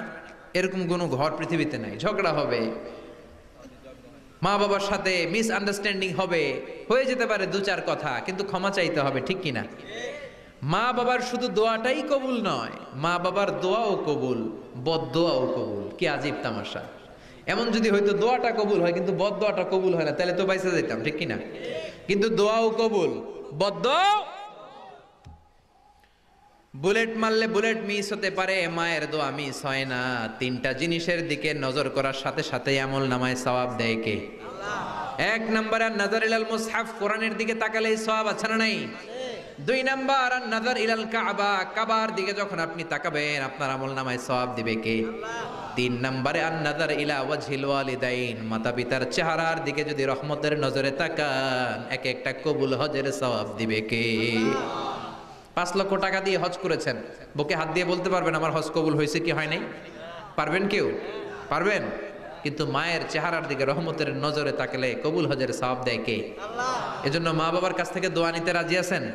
আমাদের সবচাইতে বড় পীর হবে আমার বাবা, সবচাইতে বড় পীর হলো আমার মা, সবচাইতে বেশি আমরা যার কাছে দোয়া চাইতে যাব তিনি হলেন আমার বাবা, তিনি আমার মা। চিল্লায় বলেন ঠিক কিনা? খবরদার মা বাবার সাথে যদি বেয়াদবি হয়, সূর্যপুরের ছেলেরা মেয়েরা যার কানে আমার মাইকের আওয়াজ যায়, খবরদার, তোমার জীবন বরবাদ হয়ে যাবে, কপাল পোড়া হয়ে যাবা তুমি। তোমার কপালের সেজদা দিয়ে তুমি কালো দাগ ফেলতে পারবা, 10টা হজ করে হাজী সাহেব টাইটেল নিতে পারবা, কিন্তু তোমার জন্য জাহান্নাম নির্ধারিত হয়ে থাকবে, ঠিক কিনা? এজন্য খবরদার মা বাবার সাথে যদি কোনো কারণে মনোমালিন্য হয়, অনেক ফ্যামিলিতে হয় শাশুড়ি বউয়ের মধ্যে ঝগড়া মিলে না, এরকম ফ্যামিলি আছে না নাই? হতেই পারে, শাশুড়ি এক আমলের, বউ আর এক আমলের, ঠিক কিনা? বসেন, একসাথে বসেন, আমাদের ফ্যামিলি মিটিং হয় না, আমাদের বসা হয় না, মা বাবারা হয়তো বসতে চায় না, বসেন, সুন্দরভাবে বিনয়ের সাথে বলেন, কেঁদে কেঁদে মা বাবার কাছে বলেন, ঠিকই আপনার মা আপনারে মাফ করে দেবে, ঠিক কিনা? মায়ের পা ধরে যদি কেউ মাফ চাওয়ার মতো মাফ চায়, এমন কোনো মা নাই যে মাফ না করে বসে থাকতে পারে, ঠিক কিনা? এজন্য খবরদার, মা বাবা যাদের বেঁচে আছে তাদের কাছে দোয়া চান, তাদের দোয়াই আপনার বড় সম্বল, ঠিক কিনা? চাইবেন তো? কারো যদি বেয়াদবি হয়ে থাকে পা ধরে ক্ষমা চাইতে রাজি আছেন? রাজি আছেন সবাই? আল্লাহ পাক আমাদের সবাইকে কথাগুলো বুঝার ও আমল করার তৌফিক দান করুক, আমরা পড়ি আমিন। এজন্য বিপদে আপদে সব সময় আমাদের ভরসা এবং আস্থার জায়গা একটা, তিনি কে? এই দরবারটা 24 আওয়ার্স খোলা। দুনিয়াতে অনেক দরবার বন্ধ হয়ে যায়, সুপার শপ বন্ধ হয়ে যায়, অফিস আদালত বন্ধ হয়ে যায়, কিন্তু আল্লাহর দরবার 24 ঘন্টা খোলা আছে না নাই? আপনি যখনই মনে চায়, কি সুন্দর 2 রাকাত নামাজ পড়ে কপাল ঘষে ঘষে সেজদা দিয়ে আল্লাহ বলে একটা ডাক দেন, সাথে সাথে আপনার ডাকে আল্লাহ সাড়া দিয়ে দিবে। এজন্য আল্লাহর কাছে চাইতে রাজি আছেন তো? সব সময় আমরা একজনের কাছে চাইবো, চিৎকার করে বলেন তিনি কে? আল্লাহ আমাদের সবাইকে কথাগুলো বোঝার ও আমল করার তৌফিক দান করুক, আমরা পড়ি আমিন। আল্লাহ। বন্ধুরা, এখনই মোনাজাত শুরু হবে, তার আগে বলে নিচ্ছি আপনারা যারা এখন আমার চ্যানেলটি সাবস্ক্রাইব করেননি তারা সাবস্ক্রাইব করে রাখুন, আর নতুন নতুন ভিডিও সবার আগে পেতে পাশে থাকা বেল বাটনটি ক্লিক করুন। আমিন। ربنا ظلمنا أنفسنا وإن لم تغفر لنا وترحمنا لنكونن من الخاسرين ও বিশাল আকাশের মালিক, জমিনের মালিক, পাহাড়ের মালিক, সাগরের মালিক, নবমণ্ডলের মালিক, ভূমণ্ডলের মালিক। তোমার আকাশ বাতাস, নবমণ্ডল ভূমণ্ডলের তুলনায় আমাদের হাত দুইটা একেবারে ছোট্ট রে আল্লাহ। ছোট্ট দুটি হাত পেতে ভিক্ষুকের মতো তোমার শাহী দরবারে তোমার পেয়ারা বান্দাদেরকে নিয়ে চেয়ে রইলাম। আমাদের হাত দুইখানা তুমি কবুল আর মঞ্জুর করে নাও রব্বুল আলামিন। আমাদের গুনার কোনো শেষ নাই, আমরা গুনাহগার, গুনাহদের বেশুমার, এমন কোনো গুনাহ নাই আমরা করি নাই। সগীরা কবিরা, জেনে না জেনে, ইচ্ছায় অনিচ্ছায়, বন্ধুর পাল্লায় পড়ে, শয়তানের ধোকায় পড়ে লক্ষ লক্ষ কোটি কোটি গুনাহ করে ফেলেছি। তুমি ছাড়া ক্ষমা করার আর কেউ নাই। গহীন রজনীতে তাফসীরুল কোরআন মাহফিলের শেষ লগ্নে তোমার দরবারে তোমার কিছু গুনাহগার বান্দা দুহাত তুলেছে রয়েছে। আল্লাহ আল্লাহ, আমাদের হাতগুলোকে তুমি কবুল করে নাও, আমাদের সবাইকে তুমি মাফ করে দাও। মাহফিলে ঢুকার সময় আমাদের গুনার বোঝা ফেরেশতা দিয়ে যেমনি তুমি নামিয়ে নিয়েছো, চলে যাওয়ার সময় ওই গুনার বোঝা তুমি আর কাঁধে তুলে দিও না রব্বুল আলামিন। এমন কোন গুনাহ নাই আমরা করি নাই, সগীরা কবিরা, জেনে না জেনে, ইচ্ছায় অনিচ্ছায়, বন্ধুর পাল্লায় পড়ে, শয়তানের ধোকায় পড়ে হাজার হাজার গুনাহ করেছি। আমরা সবাই গুনাহগুলো স্বীকার যাই, আমরা গুনাহগার, তুমি মেহেরবান। আমরা গুনাহগার, তুমি মেহেরবান। আমাদের গুনার কত বড়, তোমার রহমতের দরিয়া নাকি তার চেয়েও বড়। আল্লাহ, তোমার দরবারে আমরা ক্ষমা চাই, তুমি আমাদের জিন্দেগির সব গুনাহ মাফ করে দিয়ে মাসুম বাচ্চার মতো মাসুম বানিয়ে দাও। আমাদের আব্বা আম্মা, দাদা দাদি, নানা নানি, চাচা চাচি, খালা খালু, মামা মামি, প্রত্যেকের জীবনের সব গুনাহ তুমি মাফ করে দাও। জানি না আমার কোন ভাইয়ের আব্বা আম্মা বেঁচে নাই, কোন ভাইয়ের দাদা বেঁচে নাই, দাদি বেঁচে নাই, নানা বেঁচে নাই, নানি বেঁচে নাই, শ্বশুর বেঁচে নাই, শাশুড়ি বেঁচে নাই। রব্বুল আলামিন তারা আগে চলে গিয়েছে, আমরা পরেই রওনা হয়ে যাব। তারা চলে গিয়েছে, তার মানে এই না আমরা আজীবন বেঁচে যাব। আমরা সবাই এক পথের পথিক, আমরা সবাই এক গন্তব্যের যাত্রী। তারা আগে গিয়েছে, আমরা পরে রওনা হব। রব্বুল আলামিন তাদের প্রত্যেকের কবর গুলারে জান্নাতুল ফেরদাউসের বাগান বানিয়ে দাও। যে হাজী সাহেব এই মাহফিলের আয়োজন করলেন, মায়ের জন্য দোয়া চেয়েছে, তার মায়ের কবরটারে জান্নাতুল ফেরদাউসের টুকরা করে দাও। যারা পরিমাণ ঈমান নিয়ে আমাদের যত আত্মীয় স্বজন, যত মুমিন মুমিনাত বান্দা গোটা বিশ্বের আনাচে কানাচে কবরস্থানে শুয়ে আছে, তাদের কবরগুলোর জান্নাতুল ফেরদাউসের বাগান বানিয়ে দাও। রব্বুল আলামিন আমরা যেন ঈমান নিয়ে এই ক্ষণস্থায়ী দুনিয়া ছাড়তে পারি তৌফিক দাও। জানি না সেই দিনটি কবে চলে আসবে, কোন দিন সেই সাদা ধবধবে কাফনের কাপড় দিয়ে আমার দেহটারে পেঁচ দেয়া হবে রে মাওলা। জানি না কোন দিন মসজিদের মাইকে মুয়াজ্জিন ঘোষণা দিবে, অমুক এলাকার অমুক ভাই আমাদের মাঝে দুনিয়ায় নাই। আমার যখন ফুরাবে দিন, আসবে গহীন রাতি, থেকো আল্লাহ দুনয়নে হয়ে চির সাথী, আসবে গহীন রাতি। রব্বুল আলামিন আমাদের জীবনের সেই গহীন রাত্রি আসার আগে ঈমান নিয়ে যেন আমরা বিদায় নিতে পারি তৌফিক দাও। যতদিন বাঁচবো তোমার গোলামি করে বাঁচার তৌফিক দাও, হকের পক্ষে থেকে বাঁচার তৌফিক দাও। কোরআন সুন্নাহ মেনে আমাদের জীবনগুলা যেন আমরা করতে পারি তুমি তৌফিক দাও। মৃত্যুর পূর্বক্ষণে বিশ্ব নবীর শেখানো ওই মধুর কালিমাটুকুন জপতে জপতে ঈমান নিয়ে যেন আমরা সবাই বিদায় নিতে পারি। লা ইলাহা ইল্লাল্লাহু মুহাম্মাদুর রাসূলুল্লাহ।